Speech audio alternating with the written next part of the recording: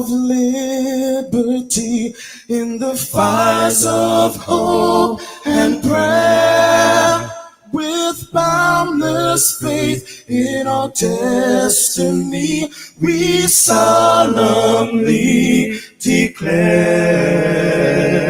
side by side we stand, islands of the blue Caribbean Sea, this our native land, we pledge our lives to thee.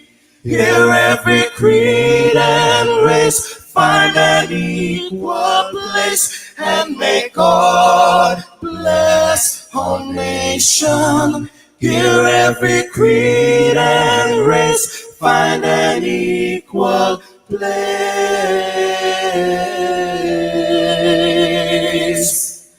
and may God bless our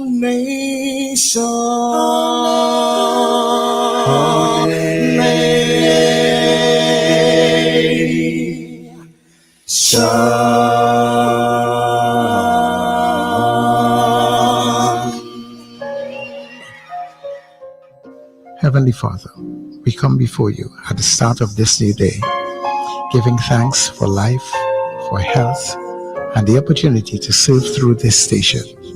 We ask for your divine presence to guide us in all we do. Bless this broadcast, that it may be a source of inspiration, joy, and unity to all who tune in. Whether near or far, may our words uplift, our music heal, and our message bring light to those who need it most. We pray for our listeners, wherever they may be. Grant them strength for the day ahead, peace in their hearts, and success in all they put their hands to. Cover those traveling with your protection, and those at home with your comfort and provision. Lord, may everything we do bring honor to you and be a blessing to others. Guide our steps, bless our efforts, and let this station be a vessel of positivity and hope. In your name we pray. Amen.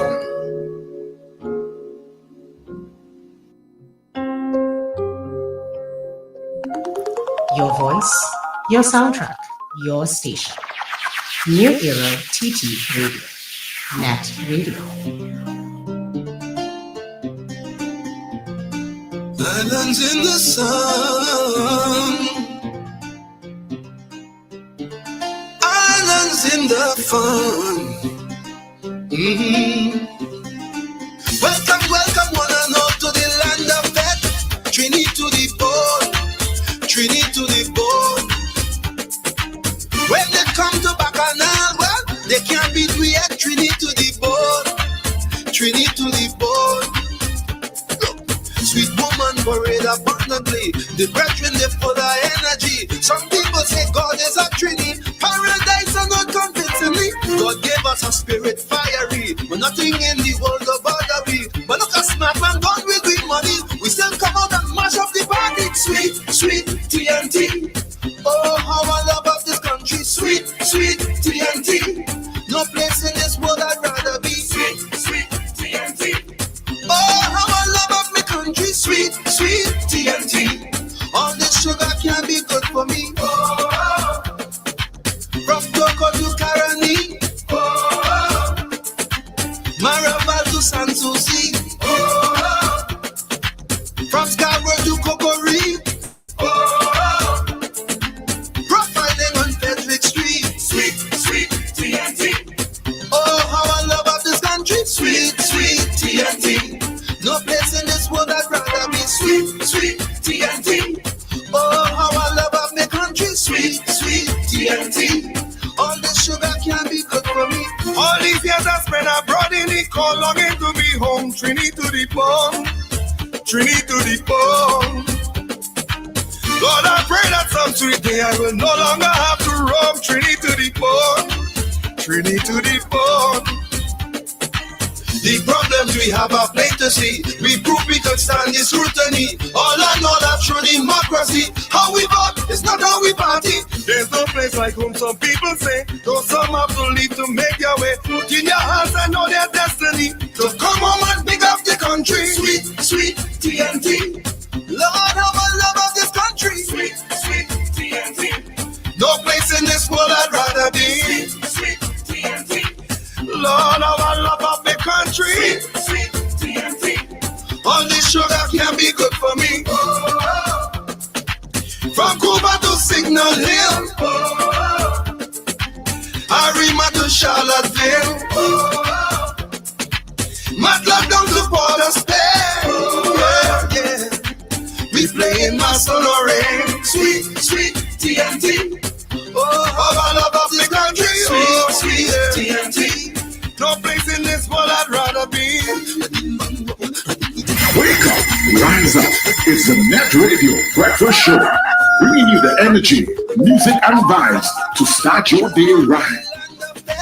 Trinity to the bone, Trinity to the bone. Welcome, welcome, Welcome, one and all. Welcome to the land of Fet. Sometimes chaos and bacchanal. Welcome wherever you may be, Trinidad and Tobago, neighbors in the Caribbean, friends who are streaming all around the globe. We're glad to have you here on New Era TT Radio. Welcome, one and all. As we enter into the weekend, and I hope that your weekend is going to be a fantastic one. Yeah, I'm your story, Sir Charles, and of course, this is your Get Up and Go. This is the Breakfast Show. Yeah.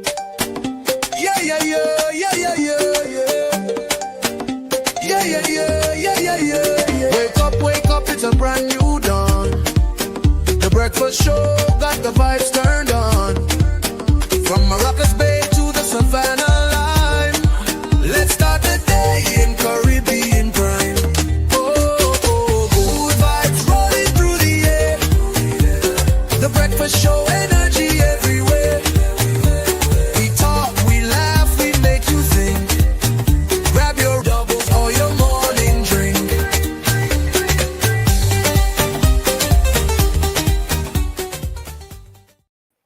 Well, I have my morning drink, so I am ready to go on this Friday morning. I have mine too. So good morning, Trinidad and Tobago, and of course, good morning to our listeners and viewers wherever you are across the planet. And welcome to the Breakfast Show on New Era TT Radio on this Friday morning, the Friday before the general elections on Monday. So it's our last show before Monday. And of course, the election day, where, we can't talk too much politics on that day. So we'll be talking other stuff, I guess. And we can't wear red on that day, or we yellow on that day, or blue on that day. Or what is Patriotic Front's color? Who? They're red, black, and white, I think. Is that right? You could wear your colors. You just can't wear. No, I'm just saying for us. Oh, for us. Oh, okay. Okay, executive producer.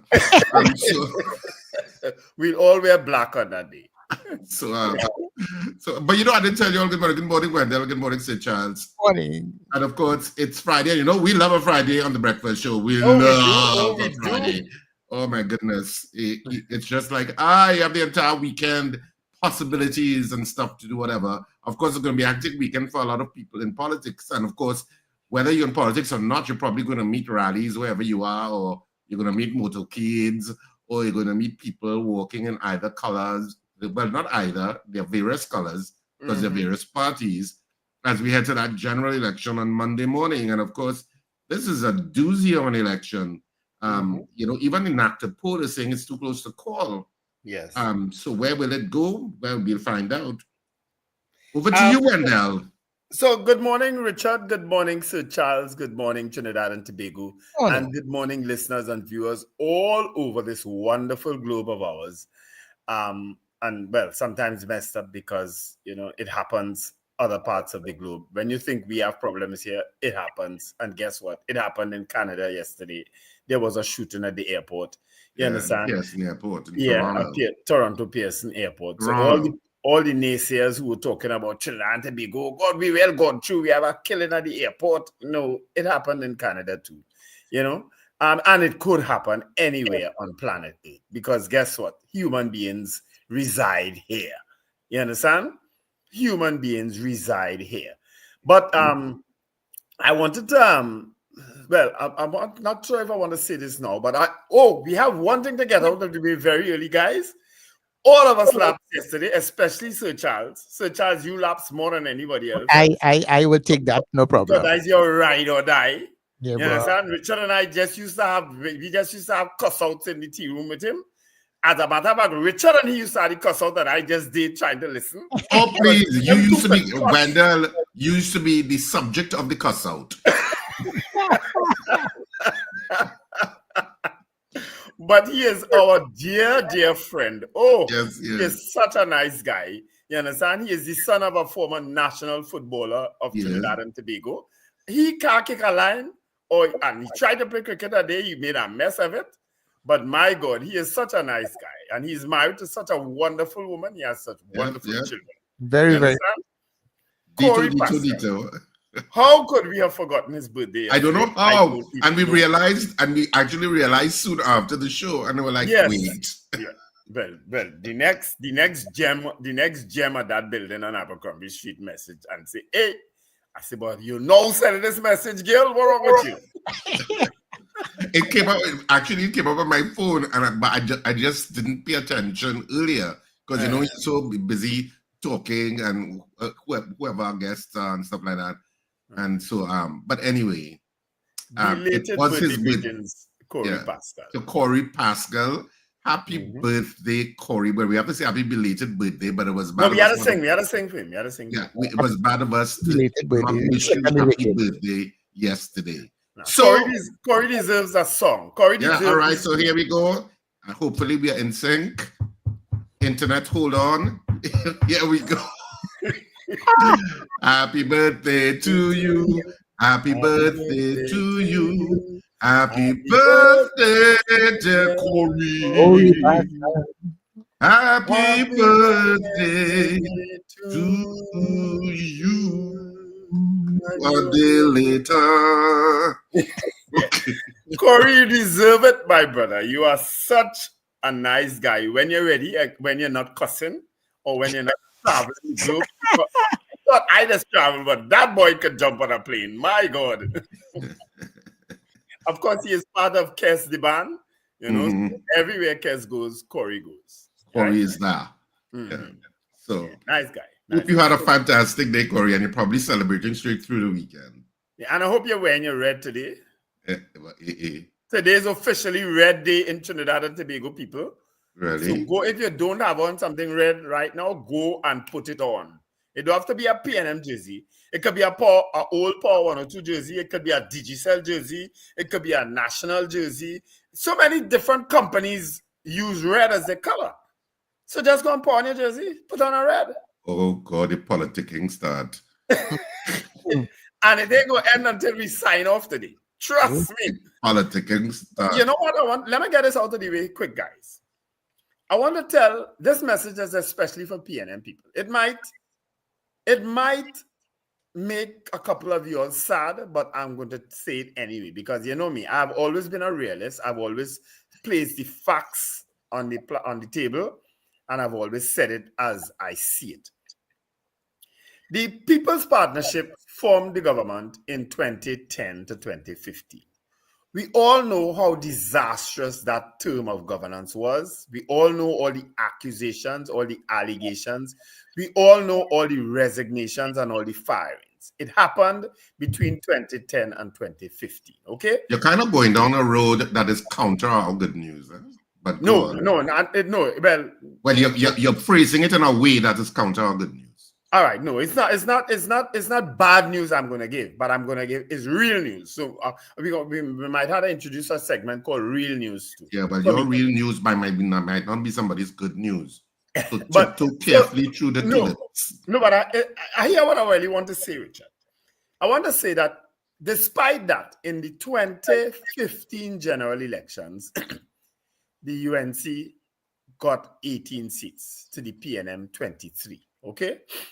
It was a close election for all intent and purposes, even though the PNM won, right? The UNC held on to their core seats and their core base, right? In 2020, in the next general election, the UNC increased Despite all what happened between 2015 and 2020, they even got another seat in 2020. Okay? And it was 22-19. Do not rest. Do not think that the UNC cannot get even more in this election, because their base has remained solid. Do not think for one moment, and I'm sending this message especially to PNN people and the people who may be sitting on the fence. Do not think for one moment that they can't get more and that they can't possibly win. You understand? That is well, I have decided, and I will rule that you are contra our good news. You should have let our good news go first. Okay. Right. That's more for sermon. That's more for sermon and politicking rather than our good news. All right. And to the people who have done but the good news is for me that I drove on the Komuto. Well, Wendell, because we are a disciplined program, we have this first.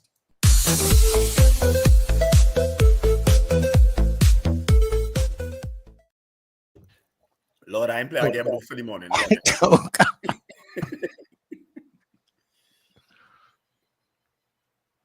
So talk about this, guys, is the new Komuto Highway. I had the pleasure of driving on it last night after that absolutely humongous meeting in Sangre Grande. I'm always impressed by the people in Sangre Grande and Komuto Manzanilla who come out in the political meetings. It was a huge meeting. But this highway is a gem. And congratulations to the Ministry of Works and Transport for doing this highway to make access to Sangre Grande 10 times easier, because all you know, that Valencia stretch could be a chore sometimes driving it. But guess what? You could cut through Komuto now, the turn off to Komuto on the Eastern Main Road, and head onto this highway. It is, and it is well lit. It is wide. The road is easily manageable. It is a gem of a highway. Congratulations, Adandi, Minister of Works, Rohan Sinanan, Minister in the Ministry of Works and Transport, Rishi Sukai, and of course the staff, the people at Ministry of Works and Transport, and my good friend Adandi Pigot, who I'm sure had something to do with this too. The highway is now named after a former member of Parliament for Toko Manzanilla, Elmina Clark Allen. Many of you all may not know her. She was an MP and a minister under Dr. Eric Williams. That's how far back she was. So the highway is named after her, Elmina Clark Allen Highway. But it's really a gem of a highway. You understand? Well done, well done. It rivals that Valencia stretch going up to Toko. But I know there is one cost that all they getting for that highway. One curse that is taking place. Which one? In terms of the highway, mm-hmm. You're going to see what is going to curse you just now. Yeah, you're going to see it. It's coming up. It's coming up. It's coming up, Wendell. It's coming up. Hold strain. Hold strain. Hold strain. Hold strain. You see that dog there? That dog cussing. Because that dog saying, oh, they're going to build road here now to bounce me down. I accustomed having whatever kind of way I wanted on this road. Now they bring them humans, come and start to bring a set of cars here. They're looking to lick me down. I'm going to piss on that tent.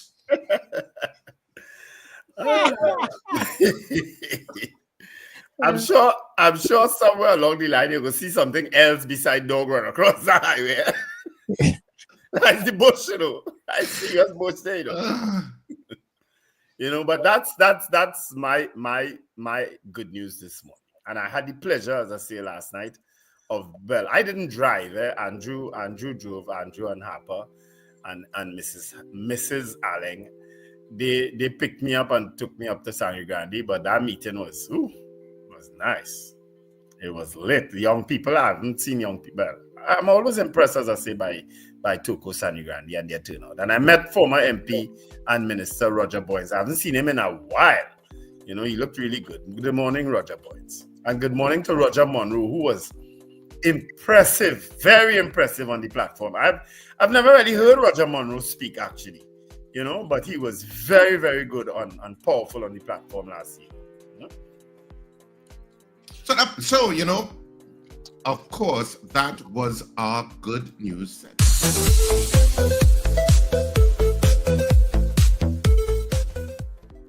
Now we can get into I can get back the buffing PNM people. No, people, what do we people who log on early forget them this morning? Exactly. Yeah, I forget. Say good morning. Say good morning, and you want me to highlight Yeah, what you electioneering, electioneering that taking priority. Yeah. You highlight and I read. All right, so who you starting with? Well, the first one, Susan Jessup. You don't have to do all hers. She sent quite a bit. You could choose which one. Oh, okay, I have to go up. Well, yeah. Okay, yeah. Susan Jessup started at 3:18 a.m. Amen. All praises God Almighty for... Hey, skip already, yes? Good morning, Sir Charles, Richard, Wendell. Love always, Susan, Suzette, and Mrs. Gemma. Flowers, Sir Charles. You're going Susan again? You had to skip Susan now and go to somebody else. Boy BDC from David, good morning, guys. And when they'll have a stress-free weekend. Oh, yes, I will have a stress-free weekend. Trust me. Chanfleur, Melissa from Chanfleur says, good morning. Erica Charles, thank God for life, blessings and love to all from Mova. Watch every show. Miss my other two brothers. Sweeping time, ready and responsible. Ready and responsible. Miguel Gonzalez says good morning. Ingrid from Tucson, Arizona also says good morning. Marlon Motley says good morning. Good morning. It's Friday. Of course it is, Marlon. Good morning, Marlon. Yeah. Island Girl says good morning, gentlemen. Wayne Ramsey, good morning, guys, all the way from Fort Lauderdale.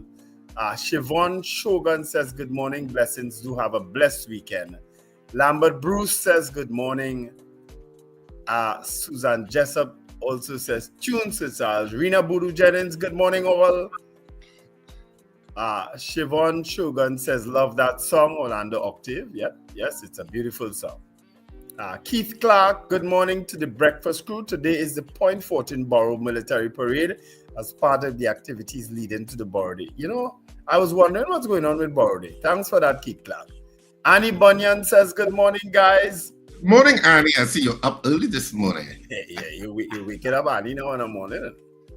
Alistair Hart also says, good morning, guys. And Carol Guevara says, good morning, all. Thank God it's Friday. Cat Consulting, that's Christus says, grand rising, gentlemen. Thank God it's Friday. Patrick Defoe, hi, everyone. Patricia, that's Patricia. Patricia Defoe. DL says, good morning, guys. Do pay attention to the skies relative to Tradewind's military exercise in the TNT, Black Hawk helicopters. I was wondering why we have so many American soldiers here. Thanks for that information, DL. I saw a whole set of American soldiers here, and I was wondering why. Champion of democracy, child of God, good morning, everyone. God blessings to all. CJ from New York says, good morning, CJ. Morning, CJ. Do have a fantastic weekend, and remember to smile and but CJ, quote your word for word there, Richard. We have Trinidad Margo also saying good morning, gentlemen. Brent Hackshaw, good morning, gentlemen. Have a blessed day. I have lots of greetings today. Miguel, okay, 4 minutes from Grandy to Komoto. Yes, it was quick. Ambrose Blanc from New York says good morning to the breakfast crew. Diana Trinidad says good morning. RJ, gentlemen, good morning. You forget Slick Money Grip. Slick Money Grip, good morning, gentlemen. Yeah. What was the final Crafter medal tally? I didn't get that as yet, Chris. But I read out a medal tally, I think, on Monday, right? Didn't I? Not Monday. Tuesday. Cynthia Ramsarup says, good morning, guys. And Garvin Frank. I think I know Garvin Frank. Garvin, is that you from Powder Magazine? What did he say? Garvin says, morning again. Andre Reno says, good morning, guys. Grandy, last night meeting was great. Indeed, it was. And Dwayne Bravo endorsed UNC. No surprise there. I don't know that he did though. I haven't seen it. And Susan Jessup says, what she says? I'm not sure, no? And Ricardo Samuel from Mendoza Drive was just recently paved after how much ever years? Smooth road. Smooth road. Smooth road, Ricardo. You could go on the road and take a jog now. And twist your foot in them potholes. Let me also say good morning to G and the folks out there at GNC Auto Security. They are also locked on very early, 5:30 something this morning. All right, so that was. I mean, we went through every single comment. Well, repeated comments we didn't go through from the same people, but so that's a big good morning to all of the people who joined us this morning. Of course, you are listening to New Era Radio TT on YouTube, Facebook, and of course, we are streaming on TuneIn and on the website. And of course, the website is www.newera.ttradio, one word. And of course, what else? Well, we'll get more and more interactive. We have a packed show today because we're supposed to. Well, we have 3 guests booked for today. So we have Hans Des Vignes, who is representing the PNM in Diego Martin West. In that seat, he took over the seat from Dr. Rowley. He's supposed to join us this morning, actually, in a little while. And then we have Robert LaHunt in the next hour and Garvin Nicholas in the next hour. That is going to weigh in on the politics as we head into the elections on Monday. So lots to look forward to. Yeah. You know, go ahead, man. I was just telling folks that I have been trying very hard to get the Honorable Prime Minister before the election. He didn't respond to most of my messages lately until this morning. Sometime he responded to one. So I say, but he must be having a tough time getting up on a morning. I mean, I don't know, but he must be having a tough time doing any very early morning interviews because he's been doing interviews, but I haven't seen him on a bright and early morning one yet. You know, so maybe that might have been the issue. But he did send me a thank you, Wendell, somehow this morning. I might as well do the headlines earlier in case Hans joins us.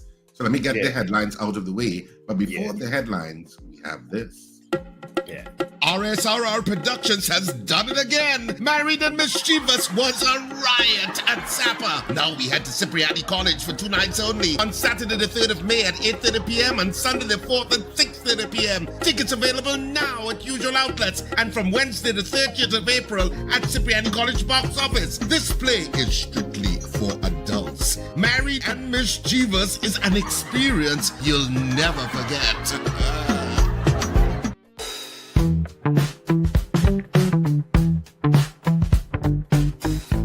S&H Rumbox, 137 Western Main Road, St. James, for all your retail and wholesale needs for alcohol and non-alcoholic beverages. Call us at 686-0599 or visit us at 137 Western Main Road, St. James. S&H Rumbox, drinking out of the box. Before I start the headlines, I just want people to know, of course, that tickets are out since earlier this week for Married and Mischievous. And tickets are available at the usual outlets. You know them, K Squared Fashions in West Mall, East Gates, and Brentwood Mall. So you have 3 choices from K Squared Fashions in which you can get tickets. Electronics in Arima, Jubilee Rawi in Tunapuna, and Tony's Florals in Val Park Shopping Plaza. And I think Sharpley Auto Services is supposed to get a ticket sometime today. So get your tickets early. This show is a riot, and it is strictly adults only. And as we say, this play is an experience. It's not just a play. So the play is on this weekend? No. It's on next week, Saturday and Sunday. The 3rd and 4th of May. So that's when you can get it. So let me get straight into the headlines, and you could probably WhatsApp Hans to make sure. I have. So check to see if he is thing. I have. No, he's not there. He's not there. And he responded that he have long time. Oh, well, he's not into the our green room yet. So the news day for today, front page. Of course, today is Friday, April 25th, just in case you didn't know. The headline, Grandi Komuto Highway opens, similar new businesses, jobs coming to the east. And of course, there's a picture of the opening, and you're seeing all of the various representatives, including the Prime Minister and the Minister of Works. Mark fears voter frustration in Tunapuna. And on the back page, Rio Claro and Bport clash for Intercol Girls title, South battle for T20 crown, and TT Legion split Barbados as T20 breakout league begins. So that's it for the front and the back of the the Newsday this morning. I say Daily Express because that's what I'm going to next. So next we have the Daily Express this morning, and of course you have these wraparounds courtesy the UNC on all of the newspapers. CARICOM Observer mission to Rome, length and breadth of TNT. Eagle eye on election. That's the front page news. And of course, there is also a picture again of the ribbon cutting ceremony where the Prime Minister and the Minister of Works feature. And who's that on the right-hand side? Is that Foster Cummings? I'm not too sure that is. Oh, it's Roger Monroe, maybe. Anyway, that's the picture is that, the opening of the highway. Back page, UE students to politicians talk jobs, crime. Griffith, there is a place for a third party, calls on Alderman Nahus to resign, an archbishop to preside over Pope's remembrance today. Of course, in terms of sports, good showing, but work to do. Serret's larger medal haul expected at Carifta. I suppose somewhere in there to give you an idea of what it was. And ready to go off. Gelling Legions take on Barbados Pelicans in new T20 tourney. Off to the Trinidad and Tobago Guardian for this morning. And on the front page of the Guardian today, I'll tell you what the headline is. Can you guess? PNM not like UNC. That's the headline the Guardian went with. Young, no major scandals under our watch, is what he says. Party vows to end Duke's political career. And the PNM welcomes Dinesh. And so that's the main picture. And there's a picture of Dr. Rowley shaking the hands of outgoing UNC Chaguanas West MP Dinesh Rambali at the meeting in Sangre Grande last night. And on the back page, Pouche Eyes Pro Swim Meet. And that's the main sports story on the back page of the Guardian. So now you know what the three dailies said this morning. I did it in record time in terms of our three dailies this morning. So, of course, this is the point at which we get interactive. We're still waiting for Hans to join us. I'm not seeing him backstage as yet. And my directions are very clear in terms of the emails I sent to people. And I also copy Wendell in them so that Wendell can follow up, which, of course, he doesn't do. But Charles, just quickly, guys, as a message, just give Hans a phone call because he's about to board a flight to Tobago. So he'll do it via phone. So let's call him now. I just sent his number for you in the chat, right? So Charles? Yeah, I say okay, no problem. Yeah, call him via phone. All right, so while we wait for Hans to join us, of course, it is the weekend before the general elections, which take place on Monday.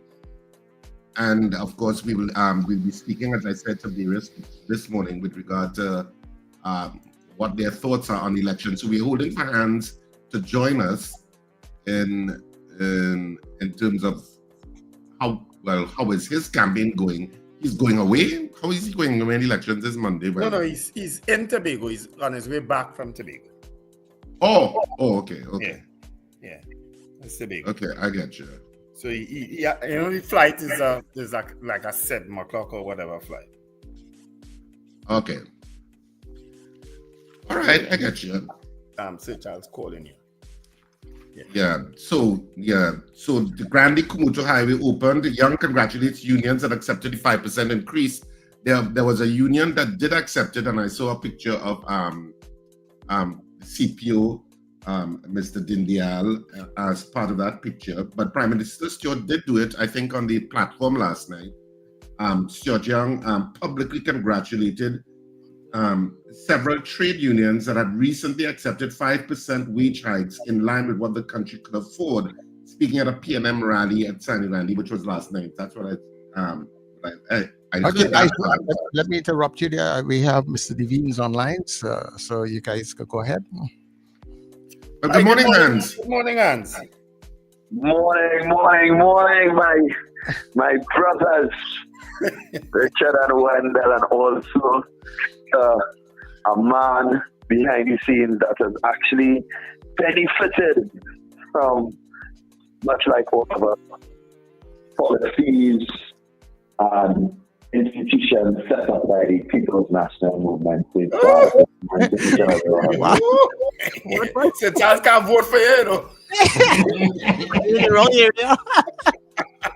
Well, you see, that's a great thing, yeah? That is a great thing, gentlemen. We govern for those that can and also can. One day to do much and what's up, gentlemen?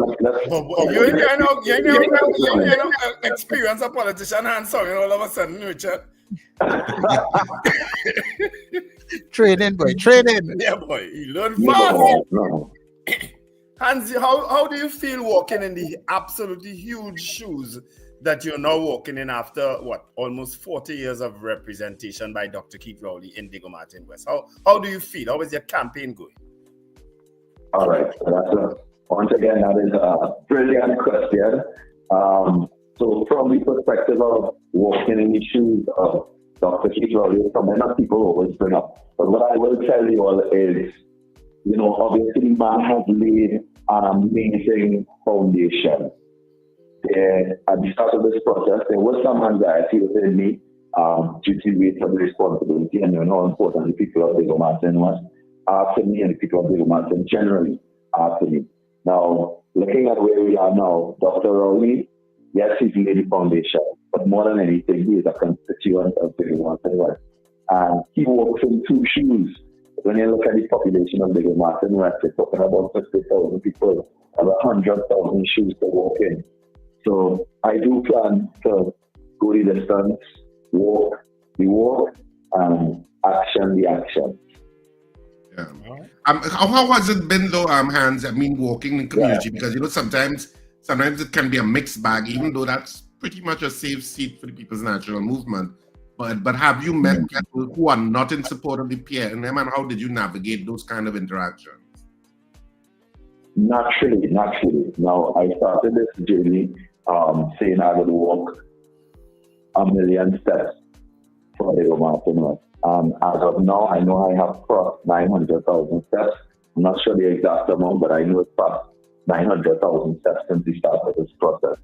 Along the way, you meet people that are not convinced or they simply hold different political views.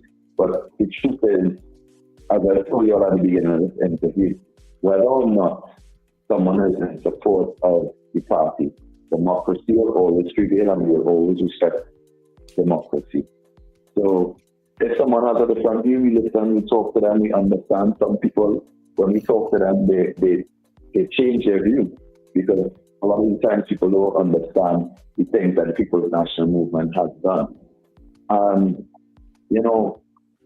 being in Tobago which I am now, I came to see my family just in between this, and also to just put my voice on the Tobago platform a little bit, because I also have roots here.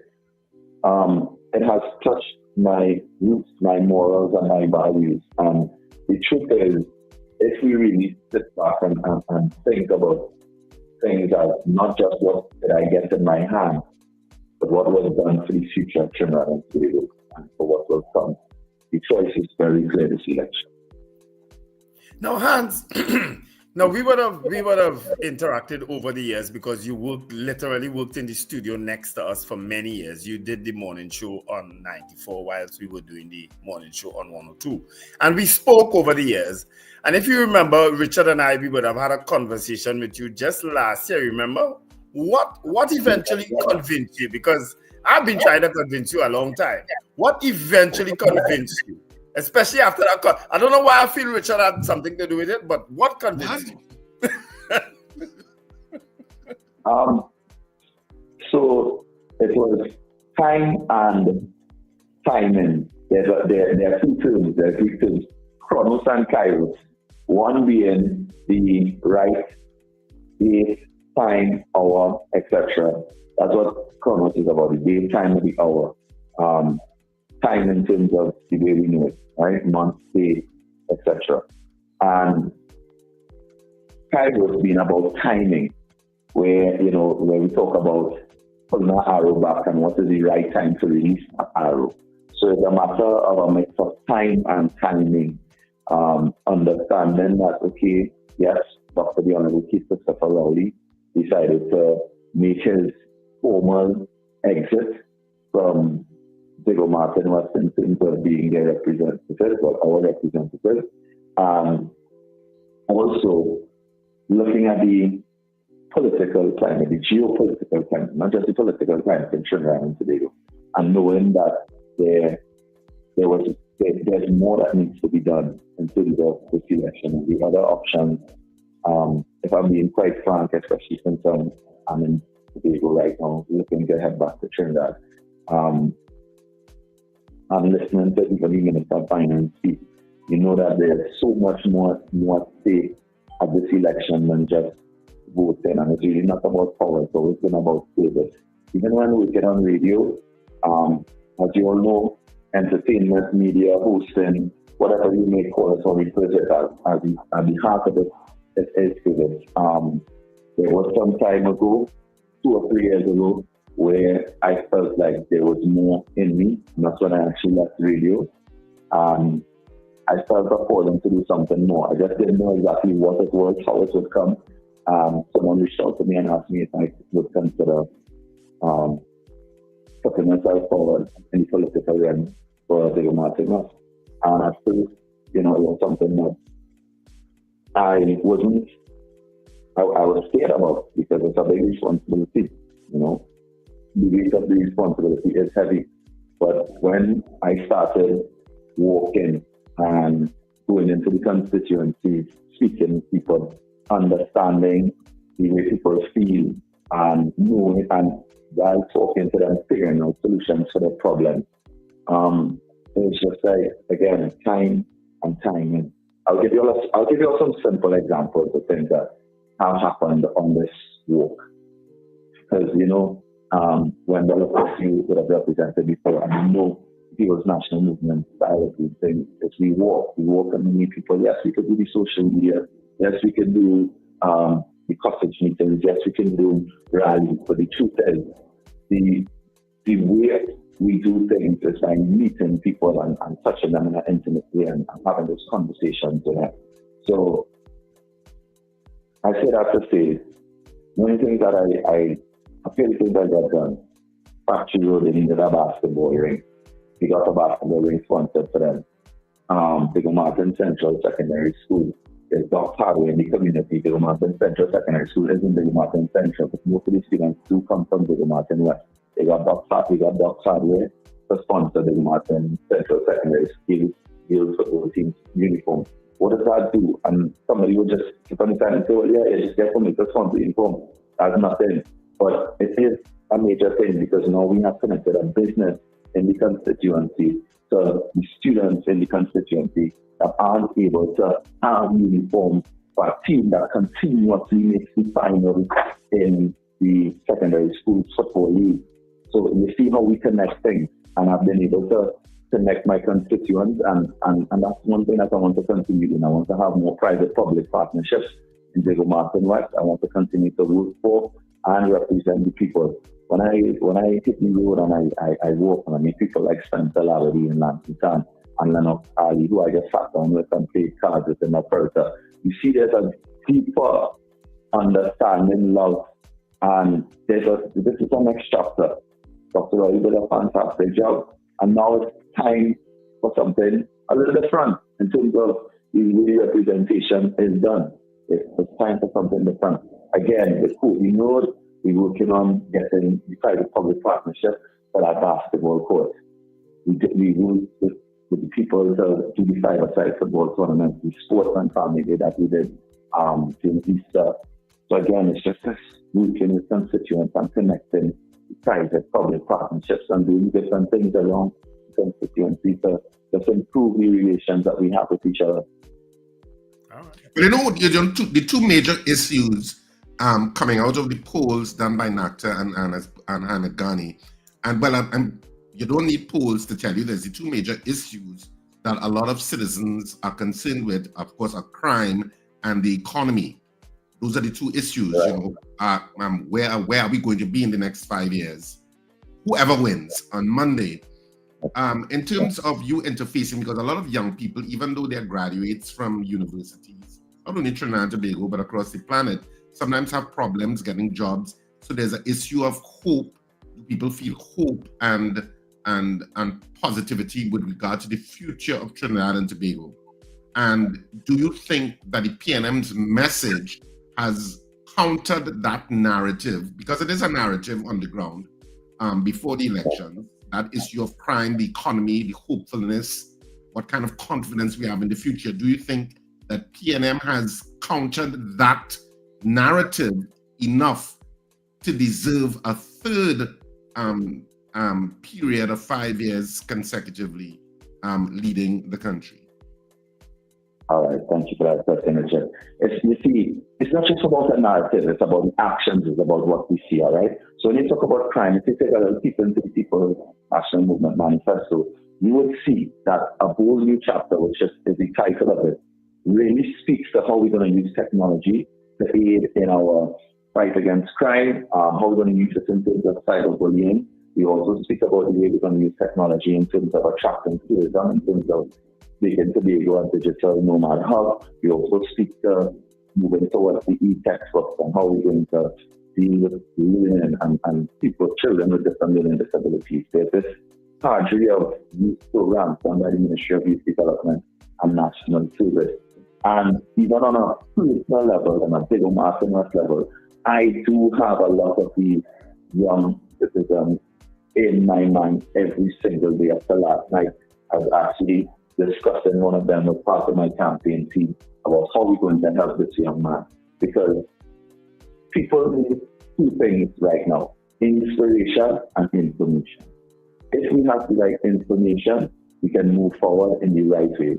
Even yesterday, someone asked me a question in Tobago about the programs not reaching people, and I said, a lot of the time it's because we don't have the information, and even when we apply to the programs, we don't understand the correct documents that we need or how to apply in a proper way, and what is the manner and what is the format that these things need to be submitted in.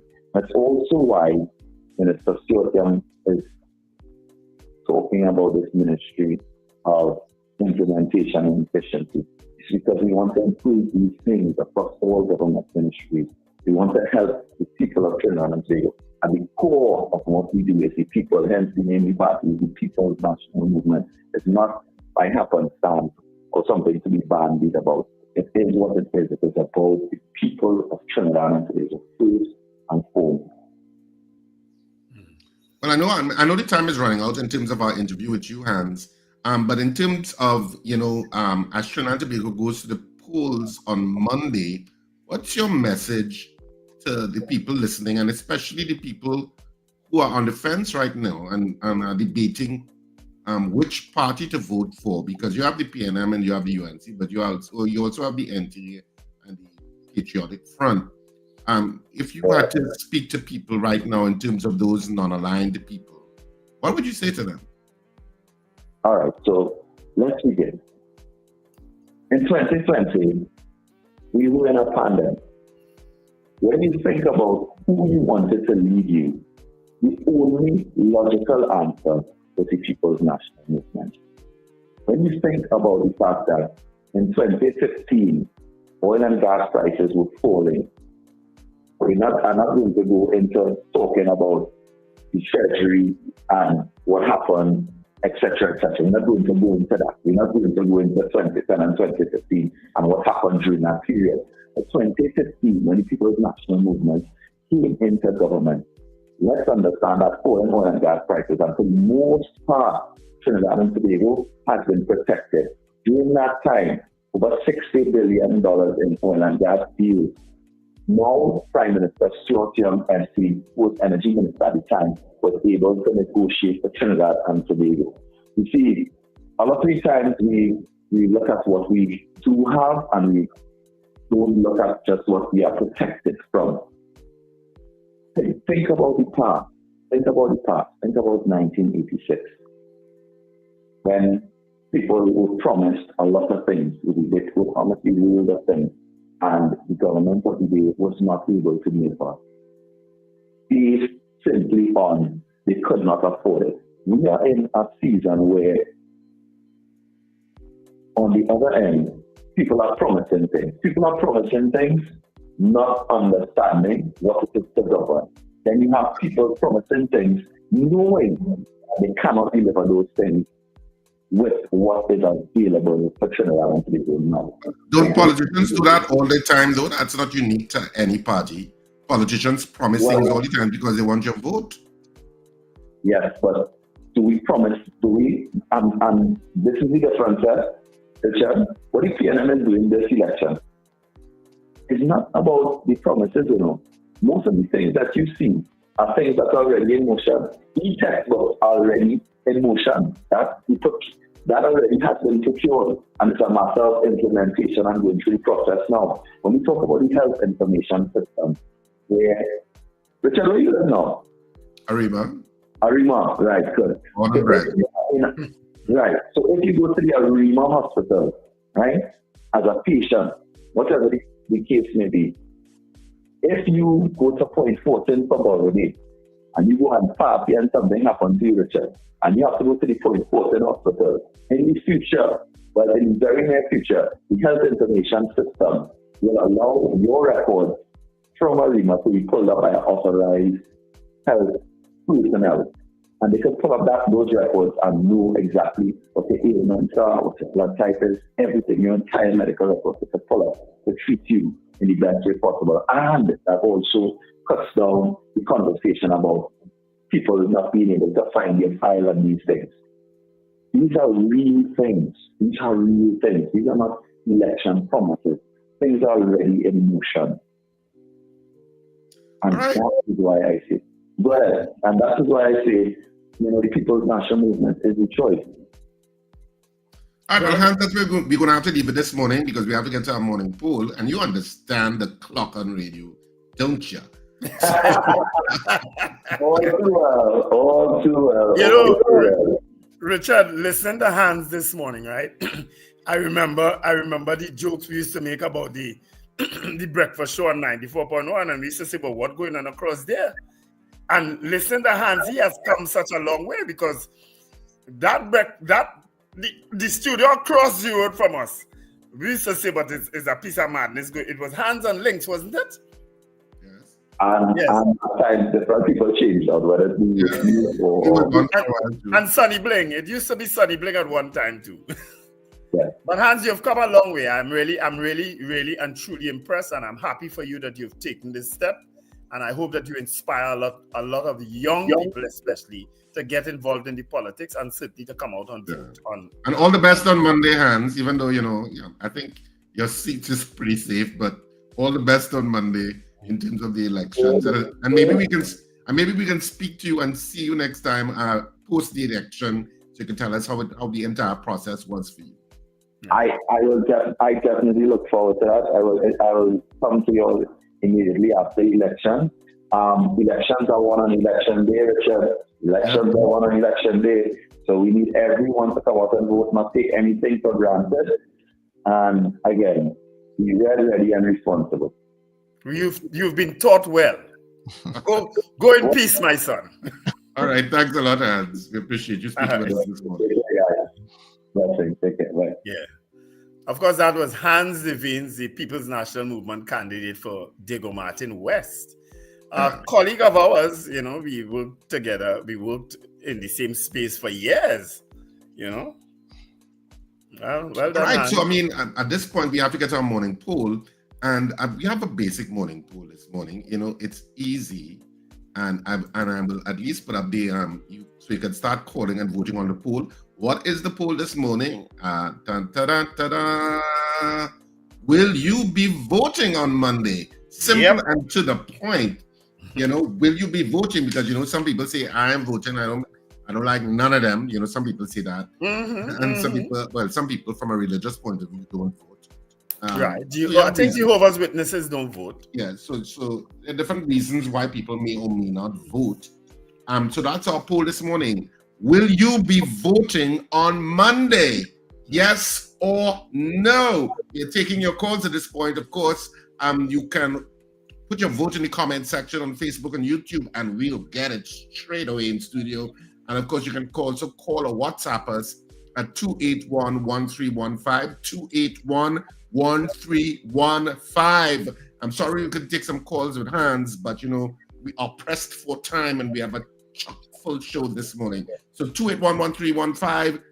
That's our WhatsApp number that you can send your WhatsApp vote, or you can call, and of course you can also vote on the comment section, as I said, on Facebook and YouTube. Like and subscribe, people. We're trying to get 100,000. We have lofty goals, and of course, liking the feed also helps, and of course, you can share. All right, over to the votes, Wendell. All right. Let me just say good morning to Robert Taylor. We forgot to greet him earlier on, and Ron DeSantis Jr. and Alice Sahar. All right. Susan Jessup says yes. Keith Clark says yes. Island Girl, yes. Marlon Motley, yes. Boy Bidesi, yes. Gregory Boyer, yes. Alice Sahar also says yes. Rena Boodoo Jennings, most definitely yes. Chris Tusa says no. Okay, well, he's living abroad. Chris, don't try that. Ricardo Samuel says yes from Mendoza Drive that just been paved after 6 long years. He is voted. Yeah. Annie Bunyan says yes after God. Lambert Bruce also says yes. All right. Those are our votes on the tube. Caller online. Caller, good morning to you. You're voting on Monday? Good morning, gentlemen. That's and answers. I open the polling station. All right, so that's a yes. No problem. Yeah, thank you very much. Where have you been the last couple of days? Probably campaigning. Don't start Zina now. Any other votes on the comment section, Wendell? Nonsense. Finbar Collins also says yes. I'll be voting PNM. He said they have finally convinced me. Look at that. I see who you're voting for, but you're nice. But Dabadi says yes. Captain Ron says no, unless you take the people plane and come. You can divert the flight. Captain Ron buy your own private jet. and Kenwin says yes. Pauline says yes. Sexy Red says yes. Anand says definitely yes. Oh, Mr. Ramlugan is voting. Well, morning, Mr. Ramlugan. Carol Guevara says absolutely yes. And Long Islander says yes. Well, I don't know if are you coming in the vote? I don't know. Well, I always find that, Trinidad and Tobago nationals that live anywhere on the planet should be entitled to vote. But no party ever talks about that. Maybe they're afraid. Nope. But I certainly believe that citizens of Trinidad and Tobago, wherever you are on the planet, should be allowed to vote. Does not require some sort of constitutional reform, Richard. But so that ain't going to happen. Yeah, well, and I think one of our leaders, constitutional reform. I think it could be legislative. Yeah. I think one of our leaders was asked that question on a visit outside, and said, "Nah, too much early outside here." Good morning, caller. Wendell, what the hell you asking about those Tanzania? People from America calling me, want to know where I am these days. Morning, everybody. Morning, Cynthia. All right, okay, no problem. Thanks very much, Zina. Zina, one of these. All right, as we head towards the 7 o'clock news, yeah. Before we go to the 7 o'clock news, we have this.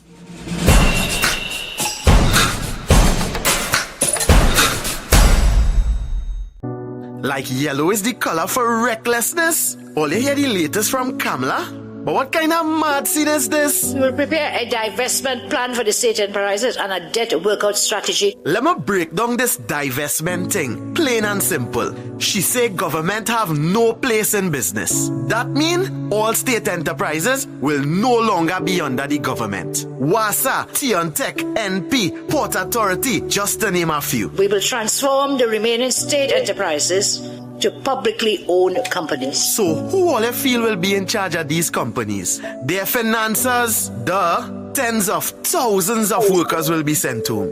Who you feel is the first to go home? The first thing private companies will do is get rid of all the workers and shut down everything and bring in who they want. And I guarantee you it ain't gonna be us. It's job loss after job loss. When the Kamla Cabal get their dirty hands on a company like Tiontech, Lord knows what we will have to pay for electricity.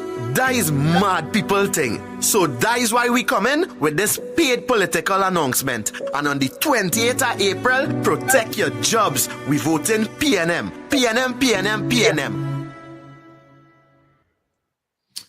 Of course, that was a paid political announcement. And now we head straight into our 7 a.m.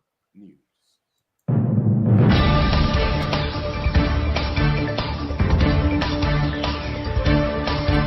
The news you need, the clarity you deserve. Local, regional, global. This is Net Radio News Now. Good morning. This is your 7 a.m. news on New Era TT Radio for Friday, 25th of April, 2025. I am Amanda Mitchell. A spokesman for the Trinidad and Tobago Police Service has issued a stern warning to all political party supporters and activists against engaging in violence ahead of Monday's general election. Any wanton behavior, threat, thuggery, or anything that wants to disrupt this general election will be taken very seriously.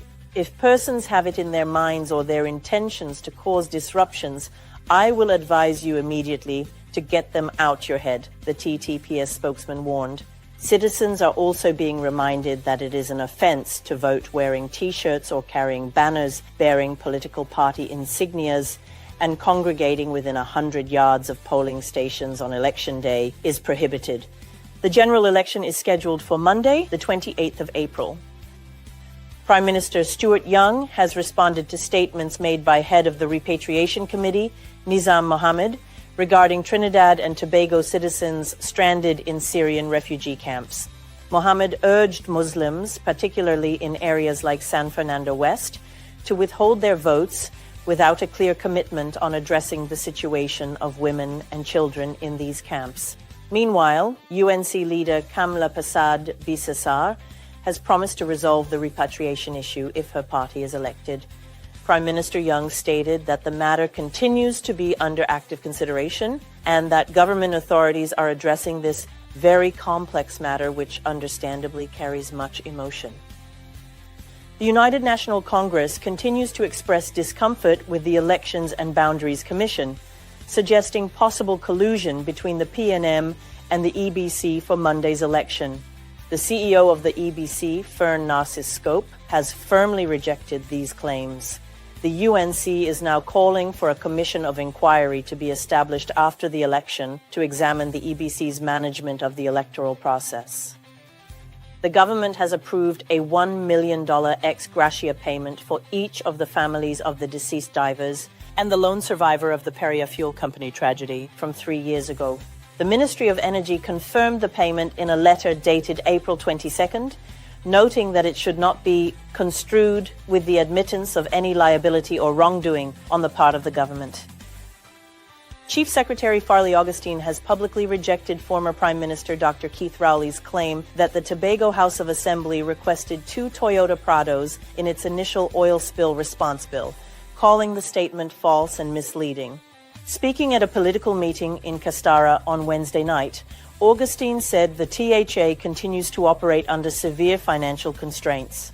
Rowley had claimed the first invoice submitted by the THA for oil spill relief in 2024 included a request for 2 Prados. Augustine insisted no vehicles were requested for personal use during the oil spill response and questioned the source of Rowley's information.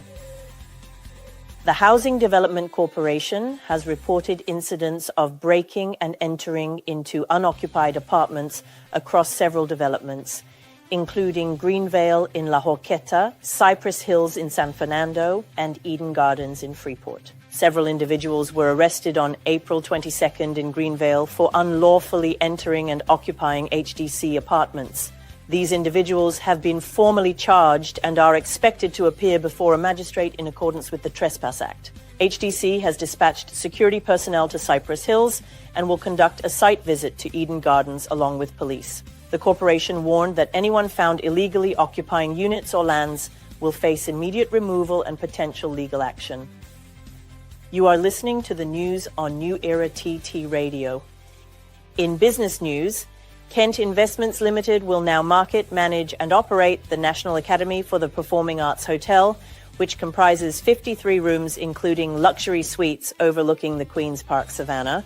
Following a $16 million investment in upgrades, the hotel is expected to generate $22.6 million in revenue over the next 5 years and permanently employ 73 people when fully operational. The facility will support local agriculture and manufacturing through sourcing local produce and products, with Tourism Minister Randall Mitchell hailing the partnership as a strategic advancement in state-owned hospitality assets.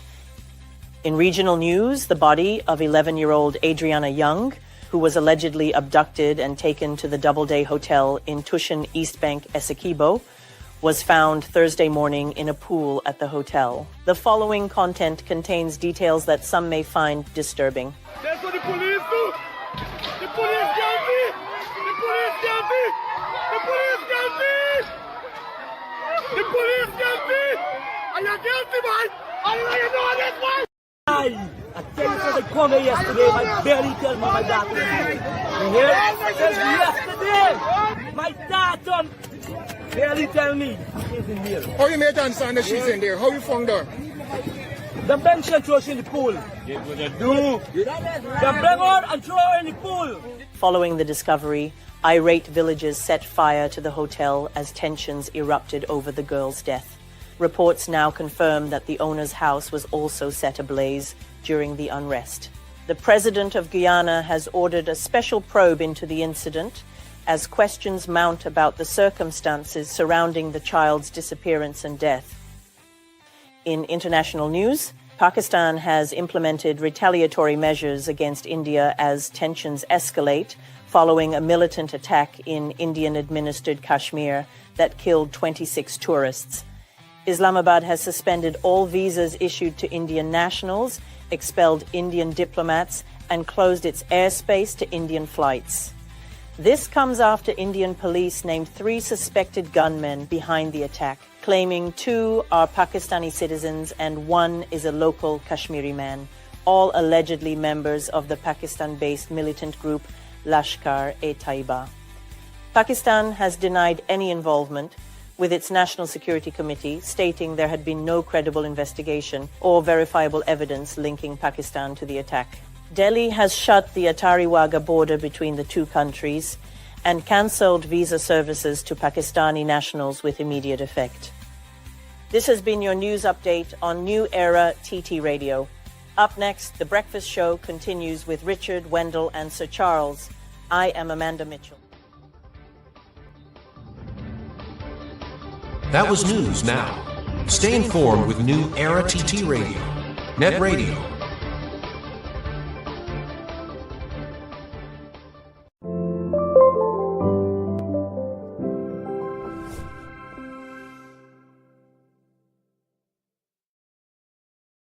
Emotional, spiritual, intellectual, financial, occupational, and environmental state. Join our host, Terry-Ann George, a health coach, author, mediator, and CEO of the Institute of Health and Fitness, as she discusses 8 elements with several professionals within the various dimensions of wellness. So let's kick burnout to the curb for good. Join Terry and George for Dimensions. Fridays at 11 a.m. on New Era TT Radio, Net Radio. The PNM is red, ready, and responsible. A fresh approach to housing with we boys Theoti. Is land for so in the manifesto. 3,000 lots and provide the infrastructure, the electricity connections, the water connections, and the house plans for young people as first-time owners to purchase and to build their own houses. And that is not all. We will provide you with the plans and you will build your own house for your family. A 2-bedroom or 3-bedroom to start. It's PNM. Innovation in education. Introduce a free on-demand learning platform called EduFlix, where our children now can look on their tablets, look on your phones, and get their lessons in an easy-to-understand format. No, that is performance. PNM Manifesto, a plan with land you could build on.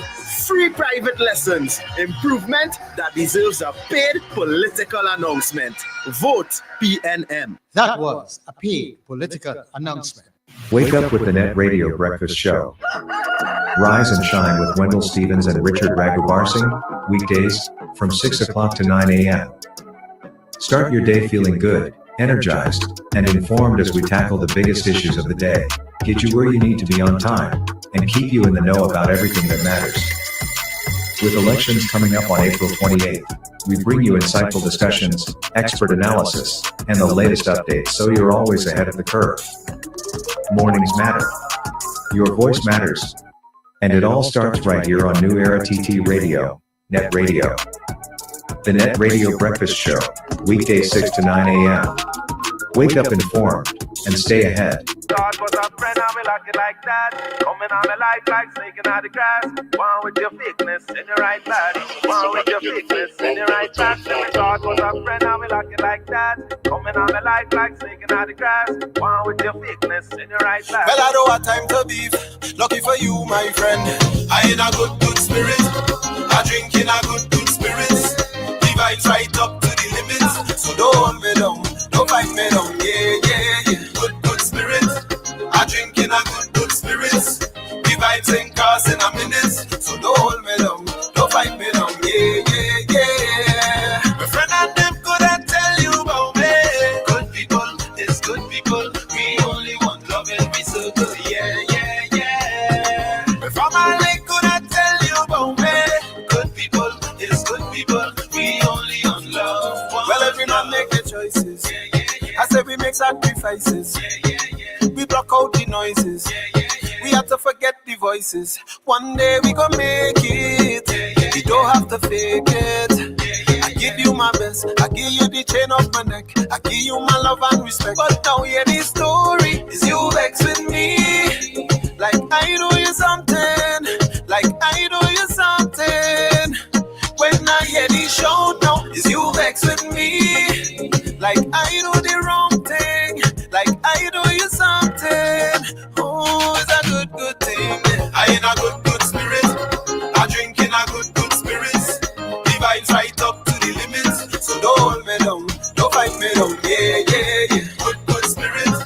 I drink in a good spirits. The vibes ain't cars in a minute. So don't hold me down. Don't fight me down. Yeah. My friend and them couldn't tell you about me. Good people is good people. We only want love in we circle. Yeah. My family couldn't tell you about me. Good people is good people. We only on love one. I am on land pose like you never do bad. Things where you do say you never do that. Run for the dream and you never look back. Now money in the pocket so you never too sad. Boy, if money make you dance, you'll be dancing forever. To the beat of a drum that never go help you. But now hear the story. Is you vex with me? Like I do you something. Like I do you something. When I hear the showdown, is you vex with me? Like I do the wrong thing. Like I do you something. Oh, it's a good thing. I in a good spirit. I drink in a good spirits. The vibes right up to the limits. So don't hold me down. Don't fight me down, friend. I in a good spirit. I drink in a good spirits. The vibes right up to the limits. So don't hold me down. Wake up, rise up. It's the Net Radio Breakfast Show. bringing you the energy, music, and vibes to start your day right. Don't fight me, don't friend. I in a good spirit. And that is what we are offering you, a good spirit. So you know what? Don't fight me down. Don't fight me down. Don't fight me, don't Welcome inside hour number 2 on this Friday. Yeah. It is the breakfast show. Good morning, Trinidad and Tobago. This is your weather update for today, Friday, 25th April. We're looking at fair to partly cloudy conditions today with hazy and breezy periods. You can expect the occasional shower, so keeping an umbrella handy wouldn't be a bad idea. There's a mild concentration of Saharan dust present in our atmosphere, so those with respiratory sensitivities may want to take necessary precautions. Temperature-wise, Trinidad will reach a maximum of 29 degrees Celsius, while Tobago will be slightly warmer at 30 degrees. Both islands will experience a minimum temperature of 24 degrees. The heat index, or feels like temperature, will climb to 35 degrees in Trinidad and 34 degrees in Tobago. For those heading to our beautiful beaches or planning maritime activities, seas are moderate with waves up to 2 meters in open waters, but less than 1 meter in sheltered areas. Today's sunrise was at 5:50 a.m. and sunset will be at 6:17 p.m. For tide watchers in Port of Spain, high tides occur at 1:57 a.m. and 2:30 p.m. with low tides at 8:06 a.m. and 8:12 p.m. In Scarborough, high tides are at 1:34 a.m. and 2:03 p.m. with low tides at 7:47 a.m. and 8:06 p.m. Whatever your plans are for today, stay cool, stay hydrated, and make the most of our beautiful Twin Island Republic. This has been your weather update for Friday, 25th April. Have a wonderful day and a great weekend.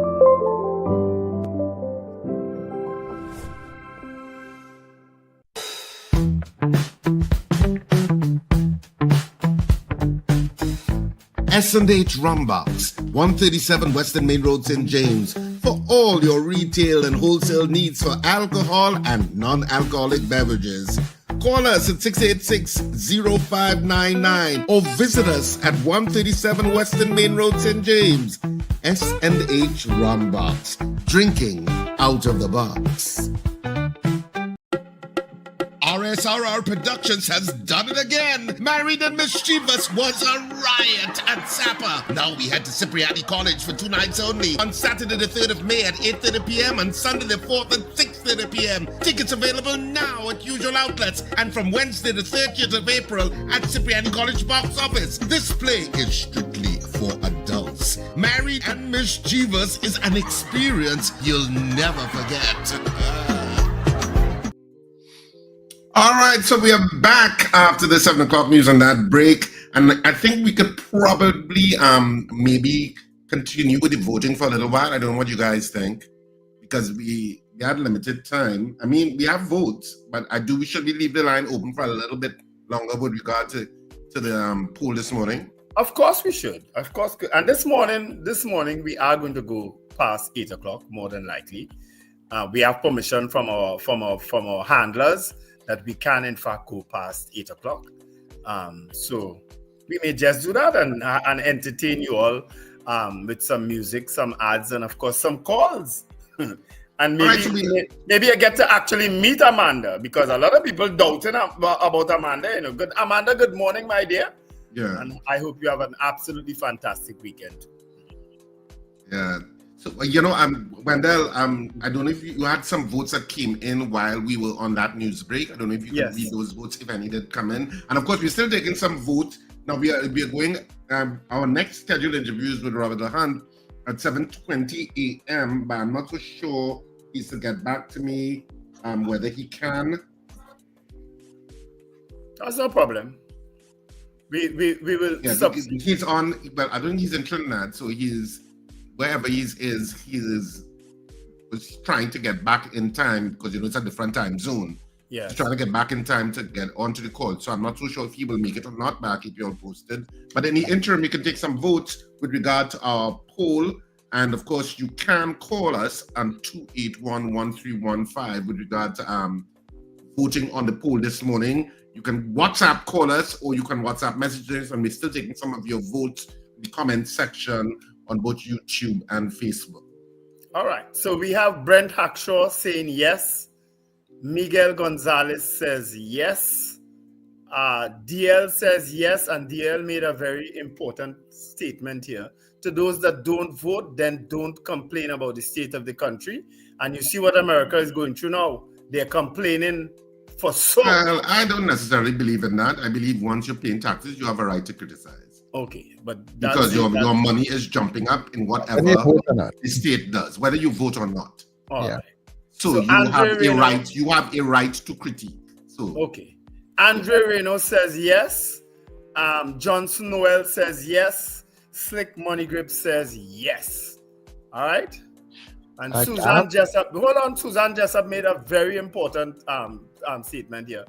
Good tune, Sir Charles. Good spirit. Come Monday 28th. All rum shop close, especially on the avenue. Rum suckers, make sure and stock up at Rumbox in St. James. So go to Rumbox this weekend and get your stocks because you cannot buy it on Monday. Okay? Or be going there. Okay, well, post the elections on Monday, somebody is going to be in great spirits and somebody is going to be a little bit depressed. But which either side of the fence you are, you can perk yourself up that weekend at Married and Mischievous. So RSR Productions will be on Saturday and Sunday after the elections. For either side of the fence, you're victorious and you're celebrating, or you're a little bit depressed and you need to be perked up. We are catering to you all with that show, Married and Mischievous. And trust me, at the end of that show, everybody's going to be a good mood and you'll be talking about what happened in that show. Trust me, it's strictly for adults only. Tickets are available at all our usual outlets, which I would have said earlier, the K Squared Fashions in West Mall, East Gates, and Brentwood Mall in Chagonas, and of course, Electronics in Arima, Jubilee Rawi in Chinapuna, and Anthony's Florals in Val Park. The box office at Cipriani College opens on Wednesday next week. As you said, Richard, half of the country will in fact be depressed and half will be happy come Monday, come Tuesday. Trust me, because this election, all bets are off. So, Charles, you have some votes? Yes, I do. All right. So, Sean Ram says yes, definitely. Nikisha says, of course. Is it right? Miss Sampson says, yes, she's forever young. I'm laughing at that, so. No, I like that. I find that really nice. But call me Samson old man. You hear what she's saying? She's forever young. And Colin in Carolina just saying, I'm morning to Colin. Yes. Forever young. I can still say, I love how these guys play with words to make a plug. Mrs. R also says yes, Richard. But I have it all. I gave you him know what I saw this when I went downstairs, and it surprised me. One of my turtles digging a nest to lay eggs, Richard. Okay. I was shocked. Right, that life goes on. No, that like whether you're watching or not.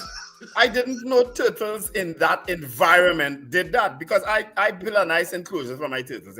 As a matter of fact, I improved it the other day. And there was a turtle, the biggest one of them, laying a nest, making a nest. I shouldn't say laying, but making a nest. I don't know if it have eggs already, because when you ever see how the leatherbags do it with their hind legs? The flippers behind, and they move away the dirt, the sand. Yeah. And then they will lay the eggs and then they will cover it back. Well, my turtle was doing that, Richard. Wow. Okay. So more turtles are expected by Wendell Stephen. I'm sorry we don't have a breaking news motif. How many turtles do you have, Wendell? I have five. Okay. Or maybe what you should do is probably get on to one of those Zoom people or to find out. Oh, to what? To ill-treat my turtles, you man? No, to find out if as you said, you're not sure what's going on. So I'm almost certain that's what it was doing, but I'll wait and see. I mean, any more votes in the stream? So no more votes. Do you have a call coming in? Melissa says yes. Okay, so I could close off and give the results. You know? Right. So let's take the call and then you give the result now. Okay. I see I have the person in the system, right? My vote. Dabadi. Good morning. Morning, My vote. Yes, we put your vote inside already. Yes. I can't remember hearing it. Good morning, Wendell. Good morning, Richard. So you all, after this, what we have? Nothing more than calls. I'll call back if there's anything. All right. No problem. All right. We have because as I said, we were waiting on Robert Lahan to join us, but he is indicating to me he's obviously not in the jurisdiction. And is he in Ghana? I don't know all of that. I didn't ask people's business. I think he might be in Ghana. He's in a different time zone and he's having some problems getting back to wherever he can do the video call. I think he lives in Ghana now, you know, so he might be in Ghana. So that may be a pause for that interview with Robert Lahunt, but certainly Garvin Nicholas will be joining us at 7:45 around in terms of our show this morning. All right, so our poll this morning is: will you be voting on Monday? And let me give you the results. 34 people. One more yes when Richard. One more yes when Patricia D4 and says yes. And Katian says yes.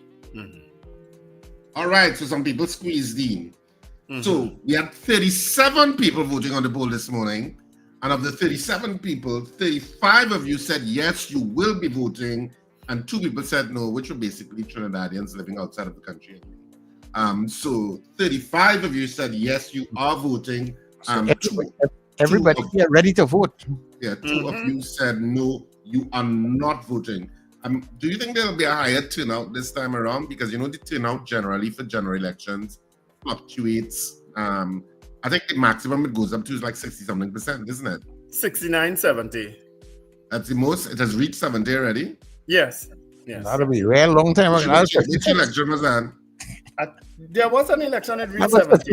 You said it with such confidence. I tell you, the date. No, I'm going by what people are also posting on social media. And I saw 69 point something to 70%. Already. Yeah, some people post that the earth flat. So what? Well, that means you had to back it up with something. So you're saying the earth not flat? No, it's not. You Nostradamus? Yeah. Huh?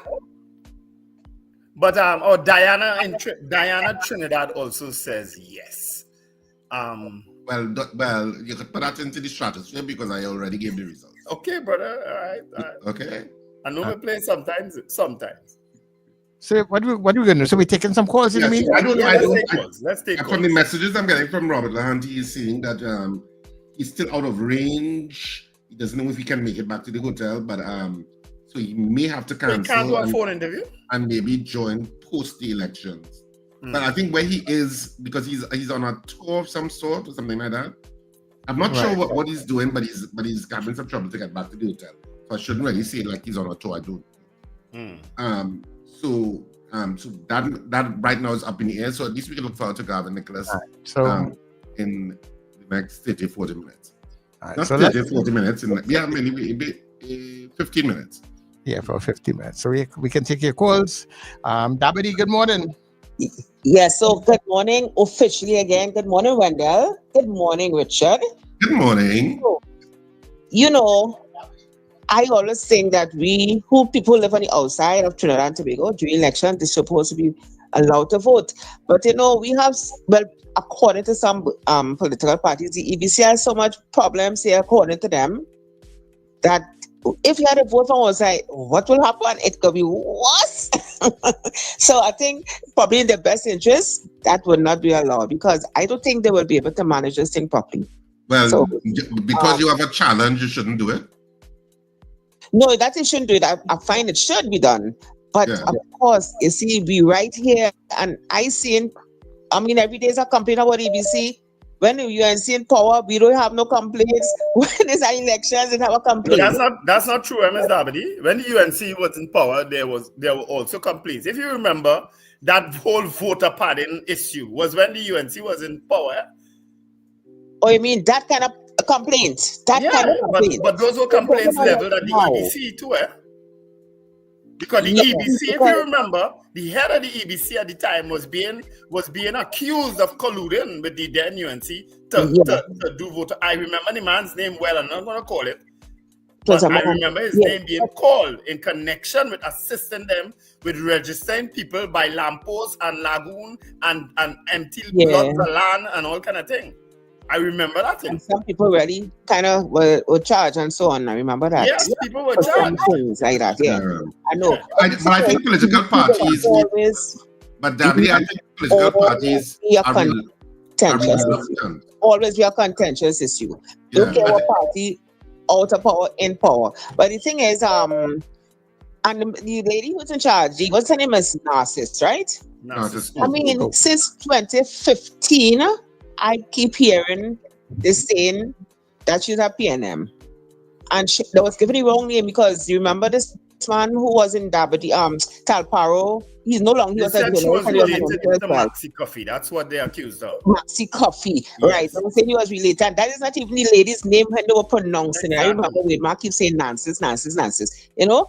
So that and more they didn't have right. They come back in 2025. They still asking him one to say if she's a PNM or not. So my problem is, can independent senators vote, or should independent senators vote? So everybody who's a citizen of the country has a right to vote. Yes. Including Mrs. Narcissus School. Has a right to vote. Everybody has that right. But the issue is divulge who you're voting for. You know, so I find every 5 years is the same thing. And when it go finish, and one final thing, I know there are other calls on the line. I was happy, well, not happy, I should say happy. I was waiting to hear this morning about Dr. Rai was on the PNM meeting last night. Right? He was at the meeting. He wasn't on the platform, but he was at the meeting. I know I was at the meeting post sitting down next to Dr. Rowley, and then at the end on the stage with hands up and say, I sure that picture might be on the papers. You know, you mean Dennis Rambali, former MP for Showdown as well. Rambali, that is his name. You know, he was kind of scared. I say, I'm watching good. I see looking kind of scared. He don't have to laugh. He don't have to keep smiling. I mean, keep his lips down. And I say, oh my God, they got lambaste him this one. But for me, I have no problem. Anybody go anywhere they want, very comfortable. But the UNT make a big deal about Iowa George. Of course, we're still taking your calls at 281-315. As we wait for our next interview, we'll take some of your calls and we'll discuss elections happening on Monday. But I don't think either party, any of the parties have articulated a position where Trinidadians and Tobagonians abroad can vote. And nobody has been that progressive, even though some countries do it.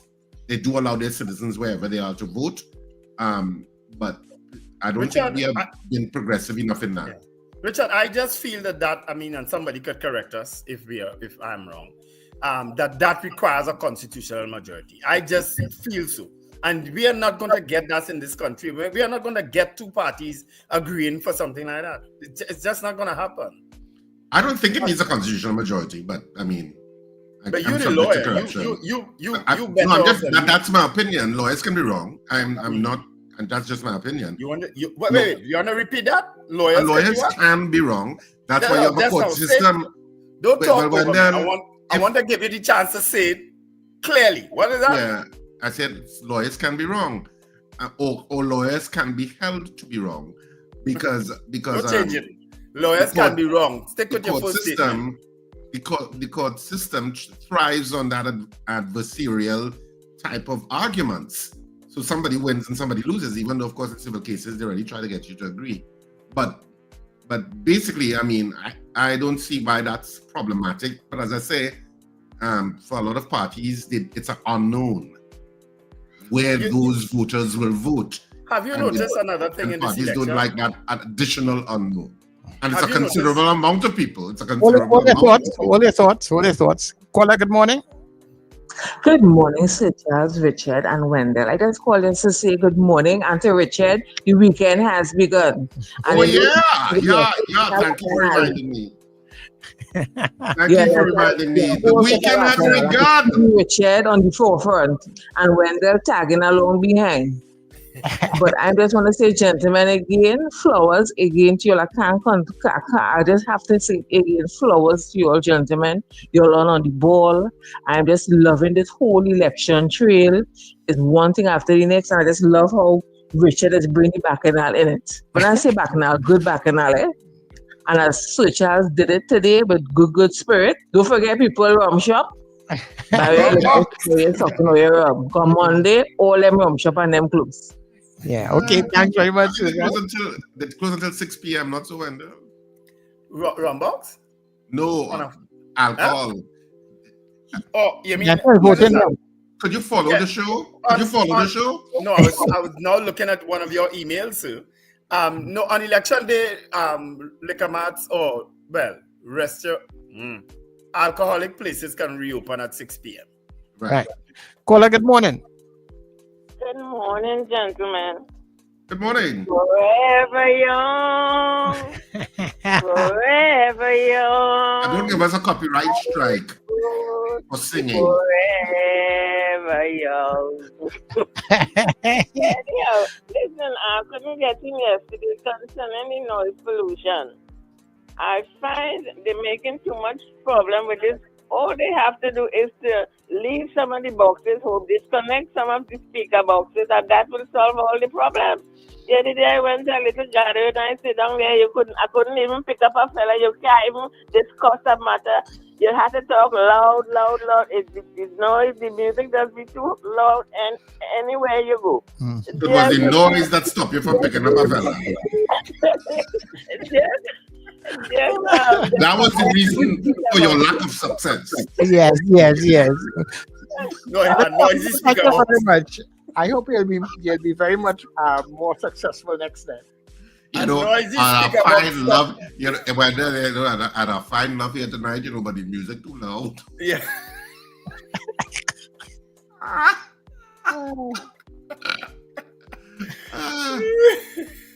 I want a woman. I can't argue with that. No, you can't argue with that. But I want to put out a challenge to one of our female listeners and callers to call in the program right now, because I want to convert a voter here this morning. Call in the program right now and say that women are wrong sometimes. I want that because DL said lawyers are always wrong. But Wendell, if you can get a woman to genuinely admit that she is wrong on air, then I will vote for PNM. So I want the challenge. The challenge is so I want to call in now and say, I am none. I want to get at least one more PNM vote. DL, I don't know what area you're in, but it might matter.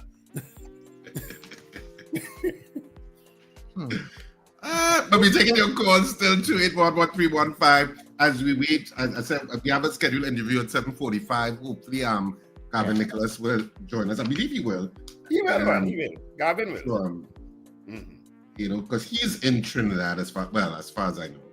Garvin, of course, is the political leader of the MND, and he is contesting the Digger Martin Northeast seat, where he has contested before. He was originally part of the UNC coalition of interests, but I think, I don't know what happened. We could ask him when we interview him what happened, why he pulled away from them. And he is now going up as an independent for his own political party, the MND. So he has been a councillor in the Digger Martin Regional Corporation. He was the press secretary in the People's Partnership 2010 to 2015. Then he became the High Commissioner to London.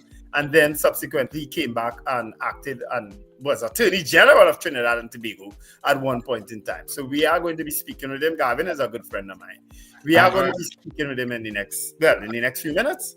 Okay. We also want to say good morning to, of course, the CARICOM observers who are in the country and I assume logged on to this program, because where else would you be logged on? And, good morning, caller. And so good morning to you all and welcome. Yeah, good morning, gentlemen. Can you hear me? Yeah, go ahead. Good morning. Thank you. Hey, I just want to say, look, it is what it is. Whatever happens on Monday, hope that everybody can still say we're all Trinidad going and just move on. But that's like wishful thinking, right? But I just want to say, though, that regardless of whether every PNM person votes for PNM, whether every UNC person votes for UNC, The individuals who are going to decide what happens on Monday are the non-party registered patriots of PNC, and whether they vote or not. And unfortunately, both parties, as far as I'm concerned, the main two parties, have failed miserably in trying to convince them that what they bring in is not change, but just an exchange in what has been going on in the mentality of how things are done in Trinidad and Tobago. So, hey, God bless the nation, right? Take care, guys. Take care. Yeah, Trinidad and Tobago, I agree with that last part of your statement in terms of the mentality of people. That has to change. And you have to make a conscious decision to change your mentality. No politician going to change it for you. You understand? You have to make the decision to change it. And that's what's sadly lacking. And these influencers who mispronouncing people's name and calling people, I mean, I don't know what place they have in the politics, but clearly they do. I mean, and I don't know who they're influencing. All I know is that they're getting people pissed with the politics and the politicians. To me, that is more what they're doing. I don't know that any one of them could say, and listen to Carrie Marcel and Froster and Dolly Nashby. And I don't know that could influence anybody to go and vote for UNC when they hurl those level of insults that they're doing, they leveling at people. How are you supposed to listen to them and say, "Oh, yeah, boy, yellow is the code"? Well, I suppose the issue, the overall substantive issue, is whether prominent people, whether you consider them prominent or not, Wendell, prominent people or public figures, can they persuade you to change your vote? Because you had Dwayne Bravo moving to yellow is the code, I guess, yesterday. That was on news that he was on. I didn't see it though. He has endorsed the UNC. Well, that was on news last night. But that's not a surprise to me, yeah? So you have Dwayne Bravo, you have Iowa George, you have certain high-profile people. Similarly, you have high-profile public figures who have also crossed the PNM in terms of like Larry Lala, senior counsel, who was a very high-profile figure in the UNC. You have Devant Mirage, whether you liked him or not, making statements. And last night, Dennis Rambali, Richard. And Dennis Rambali, you have him. So you have that kind of whatever you want to call it that is taking place on both sides of the fence. But do public figures and who public figures support really matter in terms of your personal vote? Does that persuade you? Yeah. So for example, Dwayne Bravo endorsing the UNC. Oh yes, it's great PR that you will do, because if Dwayne Bravo was supporting the PNM, he'd be on the platform last night if he had endorsed them. Mm-hmm. I'm just saying, so each party would use whatever public relations to their advantage in trying to get you to vote for them. So that's where those influences come in. Yeah, but I'm not talking about influence too. But Richard, I'm not talking about those high profile. I'm talking about the people who they call in social media influencers, who they say allegedly collect money to ball yellow is the code and insulting people. And because Dwayne Bravo ain't going on a platform and insult nobody. Larry Lala ain't going on a platform and insult nobody. I'll skip Iowa George. But these are the people not going on a platform and insult anybody. So they are faced, right? John Jeremy. Well, Wendell, those kinds of extreme positions hold on both sides of the aisle, you know. There are people in the PNM. You have a couple of words, guys. And you know some of them who have said inappropriate things about the Hello. They ain't doing that and saying vote PNM at the end of the day. Hold on. Caller, good morning. Good morning, gentlemen. Quickly, when women does be wrong, and we don't be right all the time. We just got DL's vote in Arango, St. Joseph. DL, you heard it right? A woman calling. You need to say that again. The women don't be always right. No, I want you to use the other word. Say women are wrong. Wrong sometimes. Right, good. That's what I want to hear. The bottom line is I cannot see anybody in the world that's gonna vote for someone that don't care about country and said it for the whole world to hear. The woman said party or dead. Context, Mr. Context. What context? That is what she said on the news. All right. Party or dead. Why would I vote for somebody who don't care about my country? People thinking that probably they will just get money when they get in office. After the next one didn't see what happened to Aloes. Sugar Aloes. Let it go ahead, man. All right, okay, Miss. And I suppose it all comes back to the level of conversations, because a lot of those influencers, well, the Prime Minister did play one of them on the platform last night. In terms of intimidation, he phrased it. His preamble was about intimidation and in the politics. Elderly people in particular. Intimidation moving to the elections on Monday. So a lot of that kind of language is inappropriate. And I don't subscribe to it in terms of people speaking the way that some of those social media people speak in terms of other Trinidadians and Tobagonians, because I feel you can disagree, but you can disagree in a particular way that you don't have to be so offensive in terms of what you're saying. But because democracy is about disagreeing. You can disagree. That's what democracy is. You're free to disagree, and you're free to advocate for whom you think is better able to run the country. All that is you're entitled to do. But the language you use and in terms of where the country is going is sometimes concerning. Well, I mean, you have no control over it because it's the internet. But then you also have politicians on both sides that sometimes use inappropriate language, and so you're kind of setting the example. And that's what leaders need to understand, that when you speak on platforms or when you speak in your positions, whatever they are, be mindful of how you communicate. And sometimes they're not mindful enough. So let's see an example. Let's see if we can get a caller in before Garvin gets on board. Caller, good morning to you. Yeah, good morning, because I might get so after that. And I'm glad the other one out of the area, one who was to come. So he would have just gave me this morning. I stand this election hype too good. But the man is up here, It was 1 p.m. The hype too nice this morning for anybody to throw cold water on it. Oh God, that was a rousing welcome. Short Young SC got last night. What a rousing welcome. Well, I thought he would have never reached his stage. Oh, I actually recorded it, Zina, and I sent it for him, and he responded to it whatever hour this morning, because it's a long time. I always go to Grandy meeting, but last night, I don't get carried away by crowds again. After 2010, crowds can't sway me. But so wait now. No, but I just love how they're loving him. You understand what I mean? The euphoria now, the euphoria. Oh God, I love it. So his entrance was better than the Keith Scotland entrance? I look to Charles again for Bacchanal now. All right, we have Garvin Nicholas backstage. Right, we gotta go. Thanks. Before we get into that interview and have Garvin Nicholas join us in studio, RSRR Productions has done it again. Married and Mischievous was a riot at Zappa. Now we head to Cipriani College for 2 nights only. On Saturday the 3rd of May at 8:30 p.m. and Sunday the 4th at 6:30 p.m. Tickets available now at usual outlets and from Wednesday the 30th of April at Cipriani College box office. This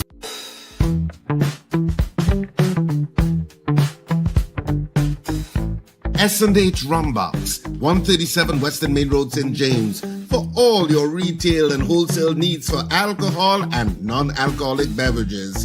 Call us at 686-0599 or visit us at 137 Western Main Road, St. James. S&H Rumbox, drinking out of the box.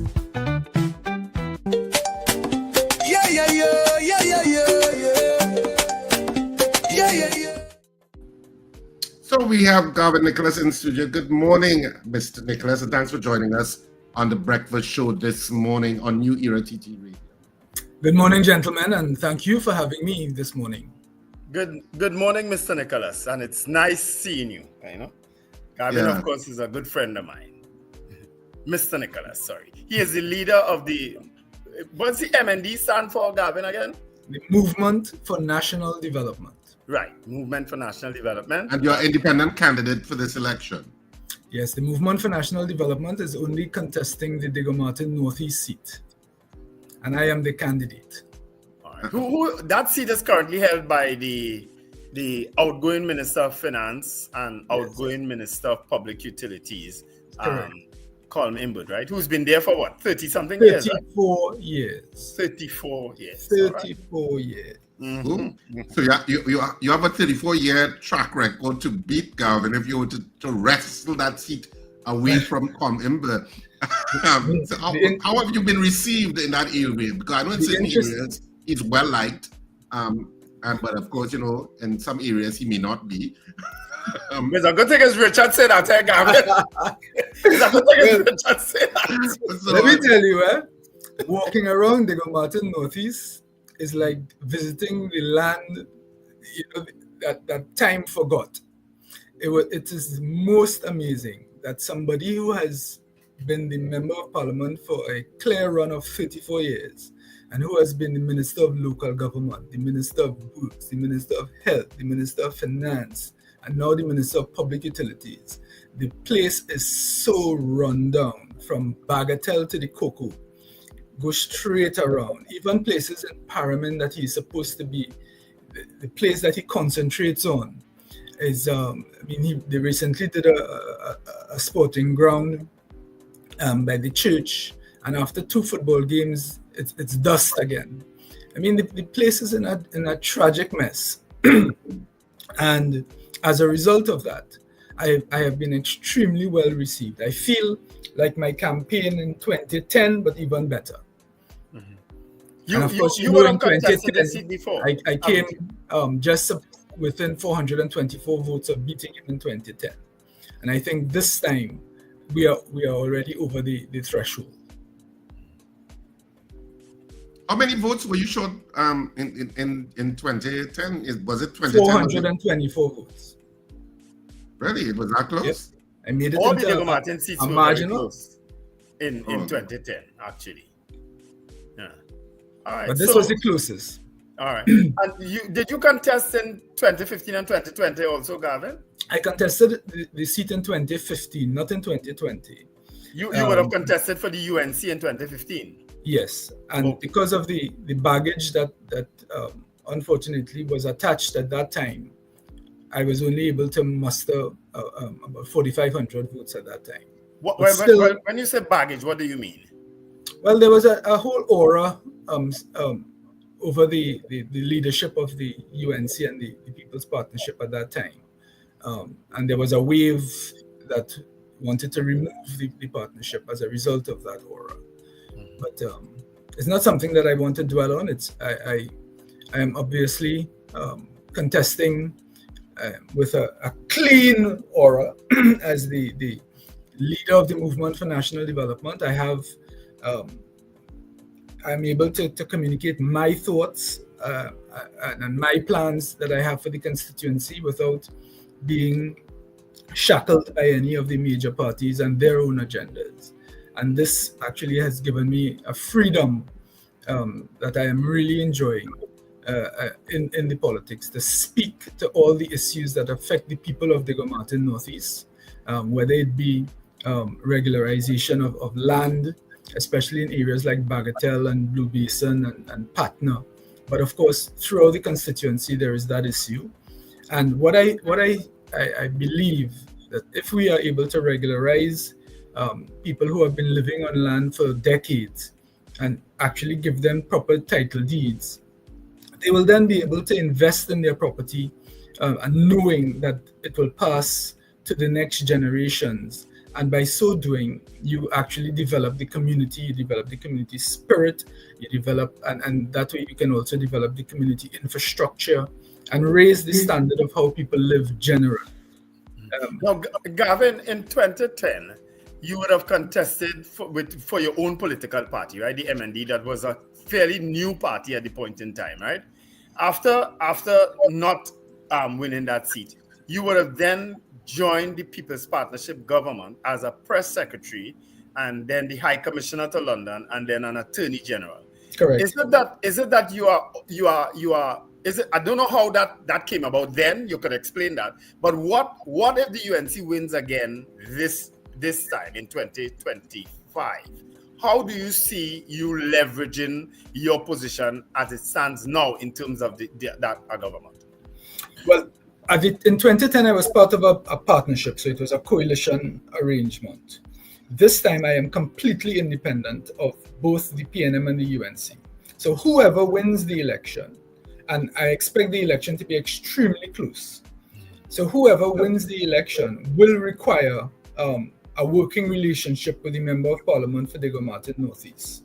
It is on that basis that I will leverage with whomever wins the election to get things done for the constituency. Because of course, my 100% attention will be on the constituency of Diego Martin Northeast. And I am prepared to work with anyone in the interest of the constituency. So you're prepared to work with the PNM? Yeah, of course. If the PNM wins the election, I'm prepared to work with the PNM. And I don't foresee any difficulty working with either the PNM or the UNC. Well, that's a refreshing. But you've had a relationship with the UNC prior. And the PNM.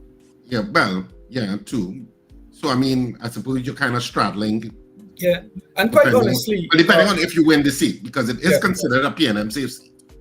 Well, it was considered a PNM safe seat in 2010 as well. But we showed that it really wasn't. And if a little more effort was actually put into it in 2010, we would have won it. I'm sure of it. And certainly, no. But that was the People's Partnership. At that point, so it was a coalition force on one side and the PNM on the other. Yeah. But this time, you're pretty much alone. So what makes you think that you can manage that again? Because it's really Garvin Nicholas against Colum Imbert. It's more the two personalities as opposed to the parties. And people know Colum Imbert and what he has not done for the constituency over the last 34 years.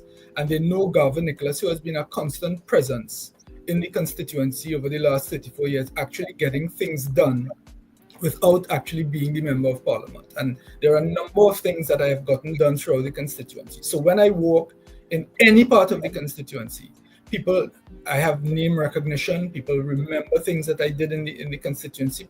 Young people come up to me and tell me, my mother speaks of you. I know about you because of my mother talking about you and how you helped my mother, or how you helped my father, or about getting this retaining wall built for us, or getting the Paramin school built for us, or a water project done for them because of constant lobbying and just working with the community.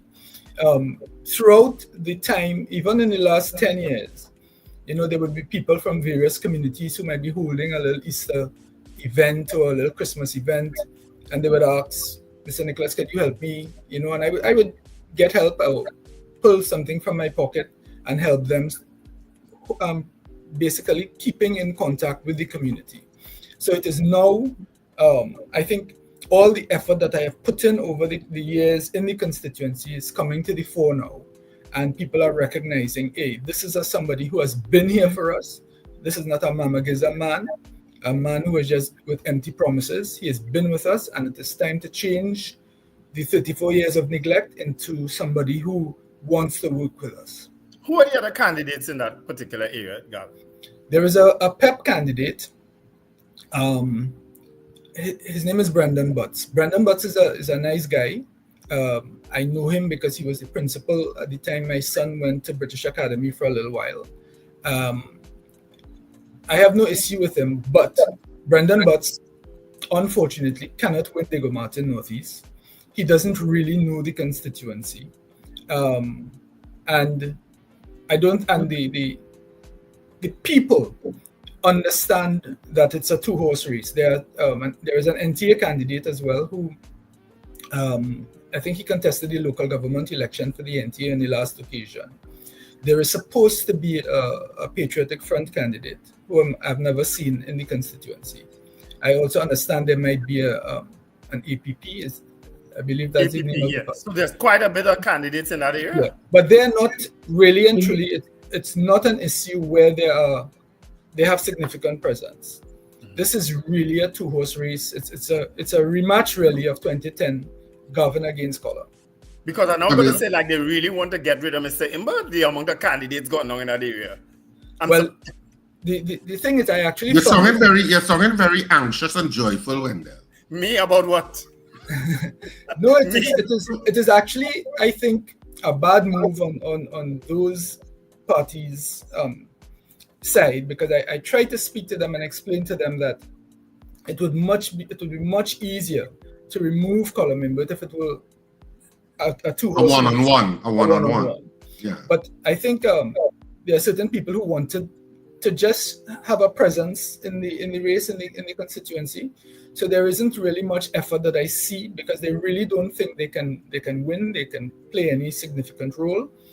And so I'm explaining to the population, the constituents, that it's either you want to keep Colum or you want to remove Colum. If you want to remove Colum, you vote Garvin. If you want to keep Colum, you vote Colum or any of the other parties. Because that is in essence. Garvin, if we're looking at an overview of the political landscape as we get to Monday, there's one question I wanted to ask you. I mean, beyond, let me just ask this question first. Stuart Young was appointed, was passed the baton, so to speak, from Dr. Rowley. Obviously, he was Dr. Rowley's designate, but we know how it all transpired in public, and there was a lot of commentary and internal elections. I don't have to relitigate all of that. But soon after he was appointed to the post, or selected for the post, is probably the better word, was selected to the post, he called the general election. He didn't have to. He could have waited till September and waited it out and stuff. But obviously it was intentional and strategic in terms of the PNM political advisors. Maybe they felt the UNC was more unprepared, because they look at the UNC as their biggest competition naturally.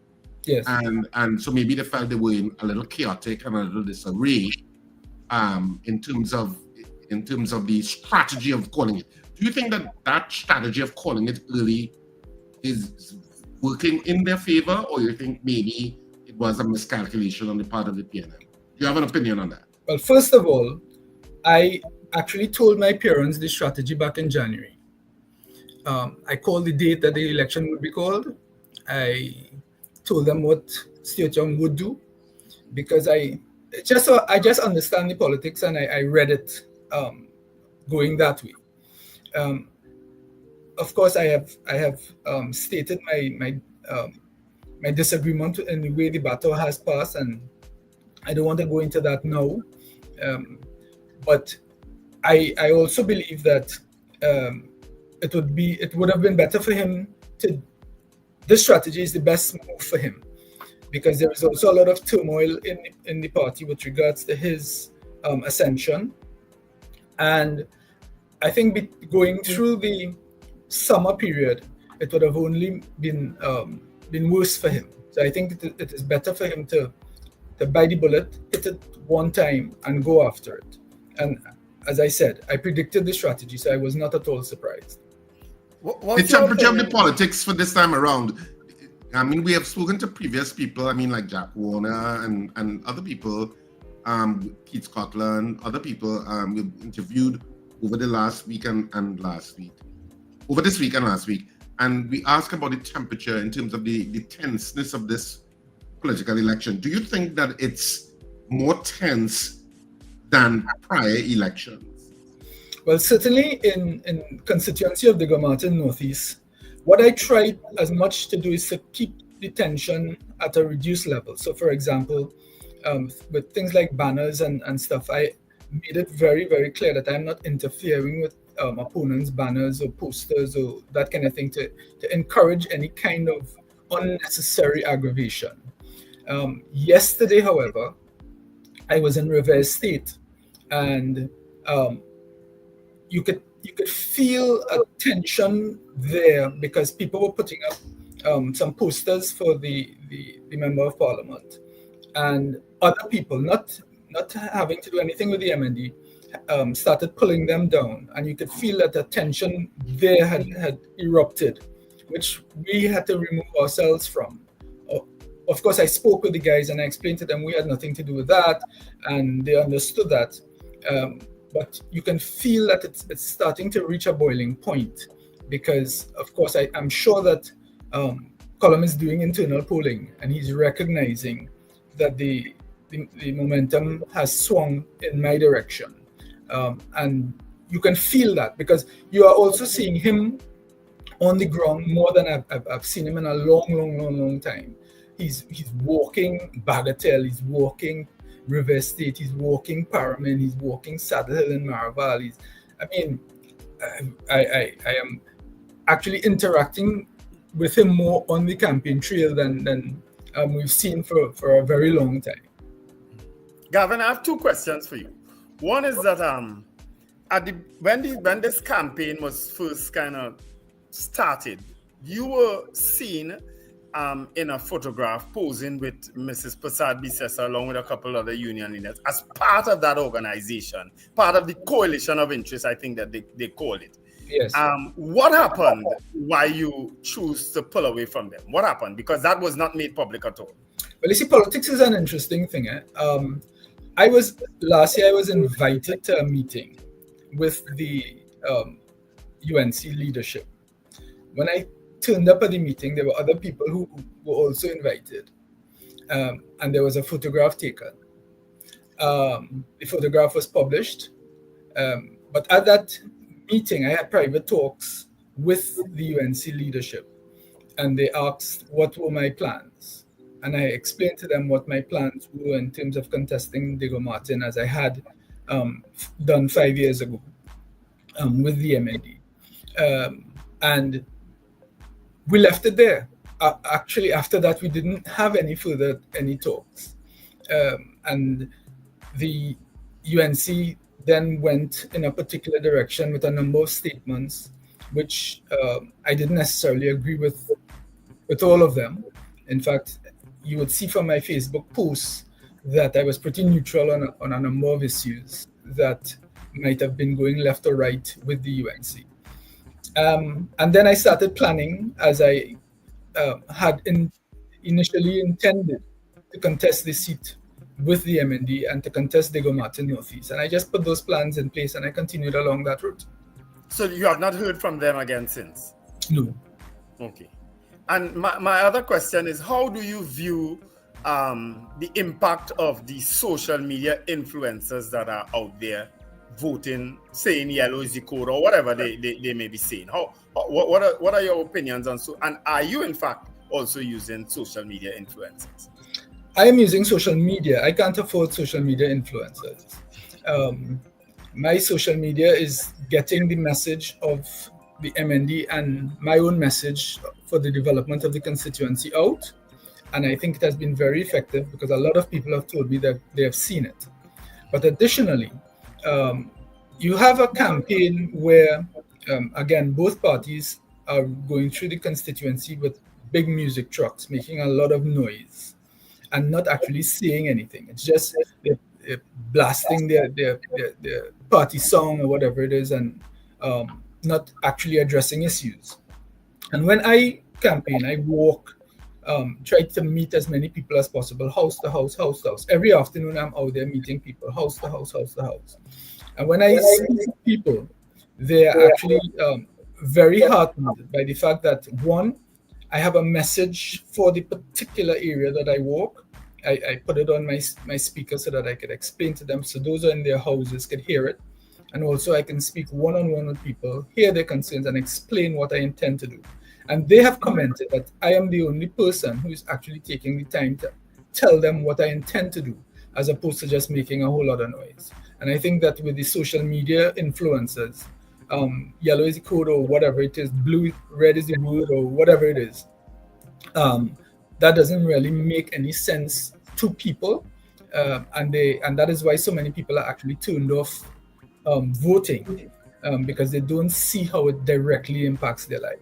And you what you just said there, that is my fear, that they are not going to get people to vote for the political party they're asking people to vote for. What they are in fact doing is getting people pissed and maybe not go out and vote at all. That is my biggest worry. Yeah, and I thought, for example, that we were going to stay out of the poster campaign. I was very heartened to see where people were just putting up banners and without making a whole set of mess with the environment on people's walls and lampposts and stuff.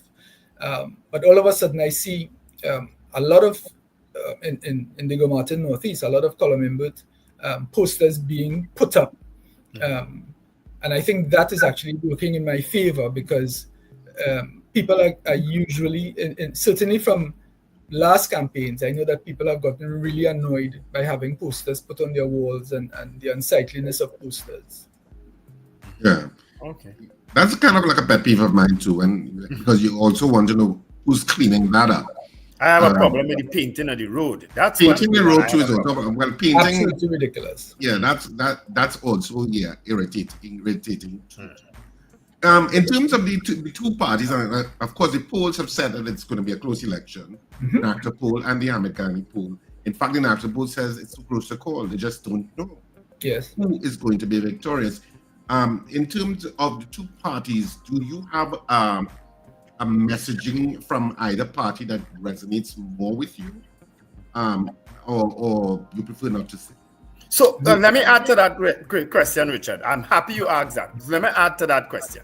Let's use Garvin Nicholas this morning as non-aligned to any political party. He does not have a political party. He's not a candidate. He never held a position in this country, but he is listening to the messaging on both ends.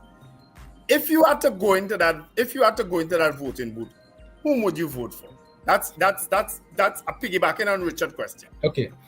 And that for me is actually a real dilemma, and I'll tell you why. I don't live in the Gomartin Northeast. They actually changed the boundary so that I used to live in the Gomartin Northeast, but now I am across the road. The road separates the Gomartin Northeast from the Gomartin Central. So when I get up in the morning and I walk across the road, I'm in my constituency. But where I live and where I vote, I'll be voting in the Gomartin Central. And I have to choose, therefore, a candidate that is not MND. And I don't know who the heck I'm going to vote for. I'm serious. I don't, because it is a real issue, because on the one hand, you have the PNM who have been there for 10 years. I certainly believe, and I've always believed that if the PNM did things properly, they would never lose office. But they keep not doing things properly. And then on the other side, you have the UNC, where they're making a lot of promises. And I don't think realistically they can meet those promises. And there is a level of a little bit of disorganization. But at the same time, I know that being a member of the People's Partnership and working along Kamla Prasad Bisesa, there was an interest in moving the country forward, in looking after particular social programs, youth, health, and those sorts of things, that I don't necessarily feel that the present leader of the PNM shares. So it is a real issue. And in terms of the other parties, I mean, nobody else has actually asked me for their vote. Nobody campaigned my house. Okay. So yeah, it is actually, and I think in the Gomartin Northeast, when I actually approach people and they are, so who are you, PNM or UNC? And I said, actually none. They say, all right, come. Because they're not interested in the PNM or the UNC in the Gomartin Northeast largely. And they really, I'm happy that there is an alternative to it. Well, what do you think of the chances? Say that. I've had nobody for the last couple elections. Nobody has campaigned my house either. No political party. Yeah. Yeah. I'm just wondering, Garvin, what do you think of third parties? Well, of course, you are third party in this election. But in terms of the bigger third parties, and of course there are two major ones, the Patriotic Front under Michaela Pandey and the National Transformation Alliance under Gary Griffith. I know the pollsters have been pretty negative and saying, oh, the third parties are not going to make much of an impact. But of course, we don't know until Monday. The results come in on Monday into Tuesday. Do you think that third parties can make an impact in certain seats? Because all you need, like yourself, all you need are third parties to win 1 or 2 seats. Yes. And the power balance starts to shift in an interesting direction that would have been untested before in Trinidad and Tobago's history. What's your take? Okay, so first of all, Diego Martin Northeast contest, it's actually the 2 major parties in this race are actually the PNM and the MND. Funnily enough, we are the second party, not the third party in this race. Because of the history, because of the dynamics, because of everything. It's really that. So the third party in the other constituencies, I certainly believe that there should be greater options. And I would prefer to see us introduce proportional representation, which would then give third-party voices a greater chance of being able to participate in the legislation of Trinidad. Well, our politicians really interested in proportional representation. The PNM is under Dr. Rowley was adamant that they are not interested in proportional representation. Yeah, and in fact, and the when I was AG could have done it, but they didn't. When I was AG, I actually brought legislation to the Senate for proportional representation, which was passed. Unfortunately, instead of passing it in the lower house, the election was called, and therefore it never got the opportunity to be passed in the lower house. So I am all for it, and when I was in government, I could safely say I was for it. I did it. But it's kind of strange to me because I would have thought the UNC of all parties would be more interested in proportional representation because they tend to get a greater share of the vote, even if there is a balance in terms of the seats, and therefore they would benefit from proportional representation, and certainly the smaller parties would benefit from proportional representation.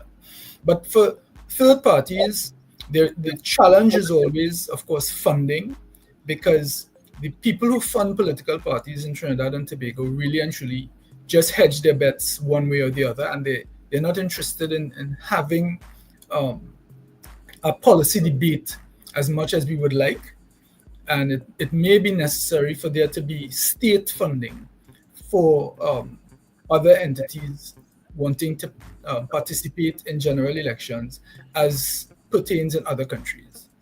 You know, when we had Rishi Maraj, political analyst, on earlier this week, and we were talking about the differences between the UNC and the PNM in terms of the approach to the platform, and of course you have the promises. I personally think, which I have articulated to Wendell, that I felt that initially the UNC had a better PR campaign, and they were unrelenting and really, had catchy phrases. Even "yellow is the code" is a catchy kind of phrase, so they've put a lot of thought into their marketing. I think the PNM has now kind of caught up in terms of their marketing, in terms of being there, some level of equivalency. But in discussing the opposition leader and some of his statements, for example, 18 to 25s not being able to use marijuana, marijuana usage and gambling, and some other statements that she had said that were pretty pro-Trump, statements with regard to President Biden when he left office. It seems a little bit leaning to the right.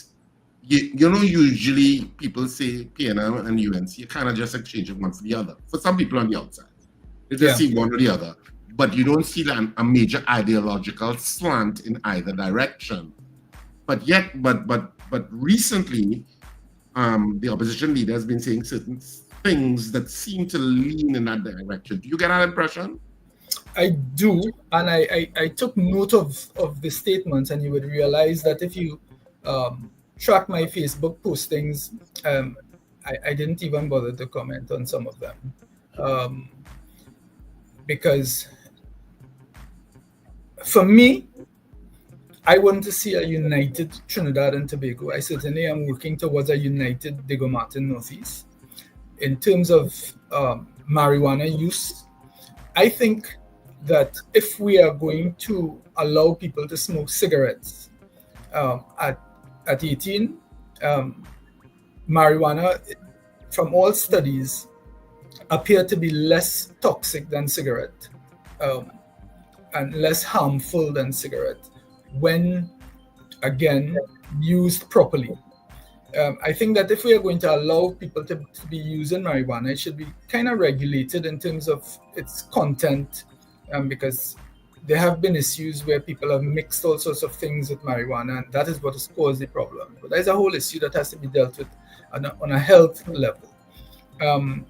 The idea that we should be exporting marijuana for herbal remedies and stuff, I've always said so. I've said so many years ago, because it's a highly lucrative industry that can earn us immediate foreign exchange and certainly impact our economy. In terms of some of the other stuff, I mean, I am very centrist in my politics. I believe that people should have opportunities to improve themselves, and that's why I favor things like tourism and entrepreneurship through agriculture and small manufacturing and that sort of thing, which I, again, will promote in the constituency. I believe in educational opportunities for all. I believe certainly in ethnic and religious unity and the respect for people and their ability to worship whomever they choose to worship. So those are my that's my upbringing. Those are my policies, and that is why I find it very easy to embrace people of whatever political color in the constituency. I have absolutely no problem with the people. PNM people, I mean, I love them. They love me. They don't pass me without hugging me, even though they might vote PNM, because they know I have a genuine love for people and it doesn't matter. I don't let politics get in my way at all. And that is why, so that all those kind of divisive language and that kind of thing, I don't agree with. I mean, my personal opinion on that issue with the 18 to 25 years old, I'm not so sure how the UNC plans to translate it if they were to win, but I am not in favor of criminalizing young people at that age by giving them an additional legal burden that can affect their future. And so I don't know if it's going to be a ticket or if it's going to be an actual record, because then I will, that was bolted. They can't stop that. And let me say it again what you just said. The fact that people are denied entry into government jobs because they have a record of having smoked marijuana is the most ludicrous nonsense that we have, and that should be immediately removed. Because that actually causes people from less privileged backgrounds to be kept in less privileged circumstances. Because I have actually been to court where people of greater means and they were caught in the same way using marijuana, but they weren't given a record because, of course, they were going off to their prestige international university and to, of course, affect their chances of becoming a CEO one day and that kind of thing. Whereas the young boy at the block, no such consideration. And that was why when we advocated, because I've never smoked a day in my life. I don't gamble either. And that's why we were advocates of decriminalizing these things when it came up. I mean, so why would we want to go back? Why would we want to regress into a stage where a set of young people walking up and down our courthouse steps? It's foolishness. Are you willing to take some calls, Garvin? Sure. All right, so we're speaking to Garvin Nicholas, the MND candidate for Diego Martin Northeast. We are opening up the lines at this point. Sir Charles will let the calls come in. It's 281-1315. You can WhatsApp call us or direct call us. Whichever one. So 281-1315, 281-1315. We're now taking some of your calls for you to get interactive in the conversation before we close off at 8:30. Another foolish proposal is the one with noise pollution. I mean, whilst I agree that in some places we have a noise pollution issue, why would you target bars and so on for noise? It's not part of the license. We have a whole organization set up to monitor noise pollution and so on. You want to shut down bars and so on, but your music truck going all through the neighborhood now blasting music and slogans like crazy. Some of the proposals just don't make sense. Again, there are adequate laws on the books to deal with those sorts of things. And if it is that we can just simply adhere to the existing regulation, we wouldn't have a problem. So yes, there are some people in residential areas who are affected by bars blasting music all hours of the morning, and they can never have a good night's sleep on a weekend. And that should be controlled. Yes, it could people be need to do controlled the job. by the EMA. Yes, people need to do the job. That's what they need to do. Yeah. We have a caller there, guys. Caller, good morning to you. Yes, Sir Charles, it's me. I stepped out a little bit and I just tuned in like 10 minutes ago. I don't know if Mr. Nicholas said why he did not join up with the UNC. I would love to hear that. He did address that. He answered that. All right. Right. So my next question is this. So you said that you are the Gomartin Northeast, right? Mm-hmm. The Gomartin Northeast. And you have been walking and meeting people and everybody saying, well, yes, they will support you. But over time, I will say that COP was in that same, I think you were COP at one time. COP got caught in that same thing, People tell them, yes, we're voting for you. And on the day of elections, you only get 2 votes. So are you prepared to take basket like that? All politicians have to take basket like that. See, let me tell you something. It is not me who is taking basket, because people have a choice. There has been a member of parliament for 34 years who has certainly proven himself when you look at the state of the constituency. As I said, the constituency in the main looks like time forgot. So he has proven himself. I am offering to the constituents of the Gomartin Northeast a complete transformation in terms of representation, to look after every single constituent, to look after every single village, every community, to try to develop it, to try to work on their sporting facilities, their infrastructure, and generally represent people properly. If they take that opportunity, then they benefit. Garvin doesn't benefit if they take that opportunity. Garvin benefits because he's able to say, yes, I would like to do certain things and I will get the opportunity to do certain things. But the community would be the people who benefit. So that the people in Bagatelle, the people in Blue Basin, the people in Patna who live on state land and they have wanted their lands to be regularized for decades, they will have their lands regularized, because that is a process I started in 2015. I brought in the Land Settlement Agency. We did the mapping. We started the process, and then it was stopped. So that is something I'm interested in doing. That means the people of Bagatelle, Patna, River State, etc., will then have title deeds, and they will have to a raise in their standard of living.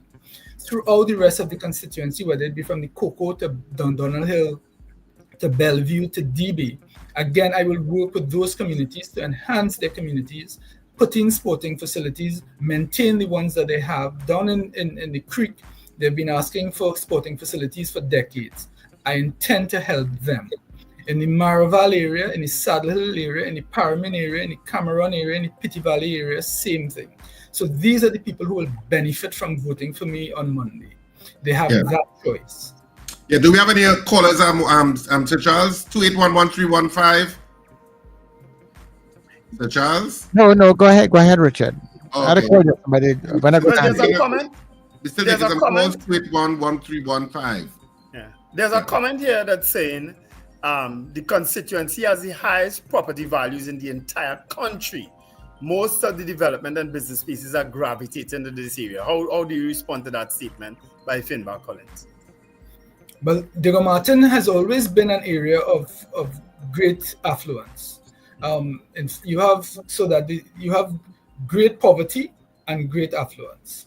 There are communities like Mocha, Highland Park, Fairways, Hillsborough, Andalusia, Pearl Gardens, etc.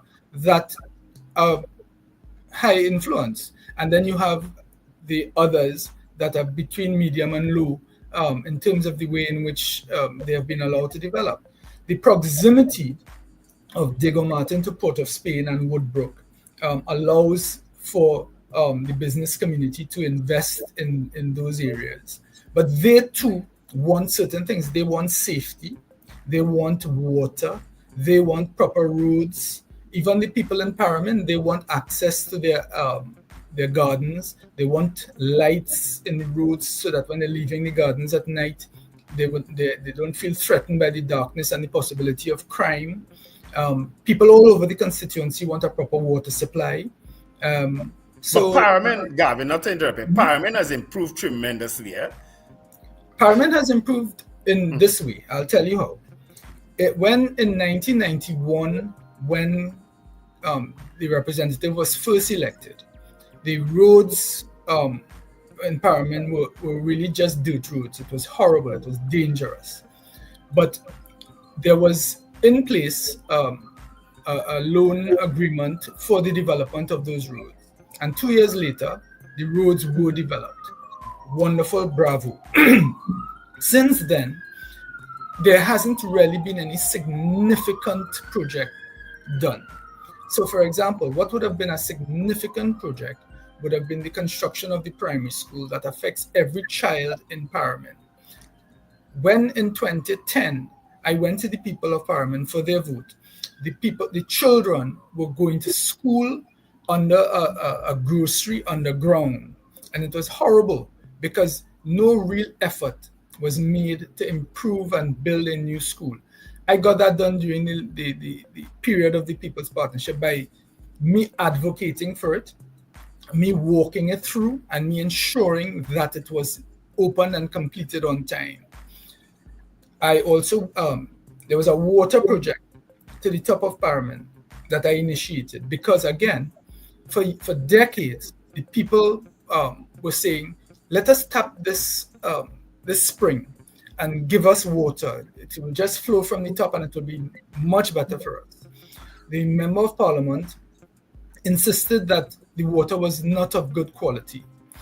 In 2015, I brought Ganga Singh, who was the Minister of Public Utilities, in.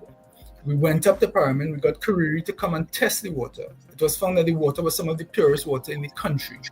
We then got WASA to actually commence a project, connect the pipes, pump it up to water tanks, which will then be able to distribute through the community of Paramin. When we demitted office, Colum stopped the project. He stopped the project, and there are people who have said that he has said to them he will let those pipes rot. Luckily, about 2 years ago, the former Minister of Public Utilities, Gonzalez. Marvin. Well, he's from Paramin. Marvin was originally from Paramin.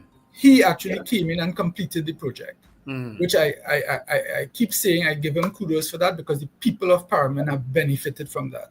And that is the thing, so that there are number in Moraldo Street in 2015, I was going to do a similar project. I have pictures of us digging the road, laying the pipes so that we could tap a spring to the top of Moraldo Street. All right. Garvin, let me just interrupt you 1 minute there so we can take a couple of calls as they come. Caller, thank you very much for holding on. Thank you, Sir Charles. Good morning, Mr. Nicholas. Good morning, ma'am. I wanted to ask you a question, or maybe I could kind of suggest. I don't like the idea of people land grabbing, squatting. I always feel that you put the country at a disadvantage because there are people willing to go through a mortgage and pay for where they want. But again, young people need to leave their parents' home and go out and find somewhere to live.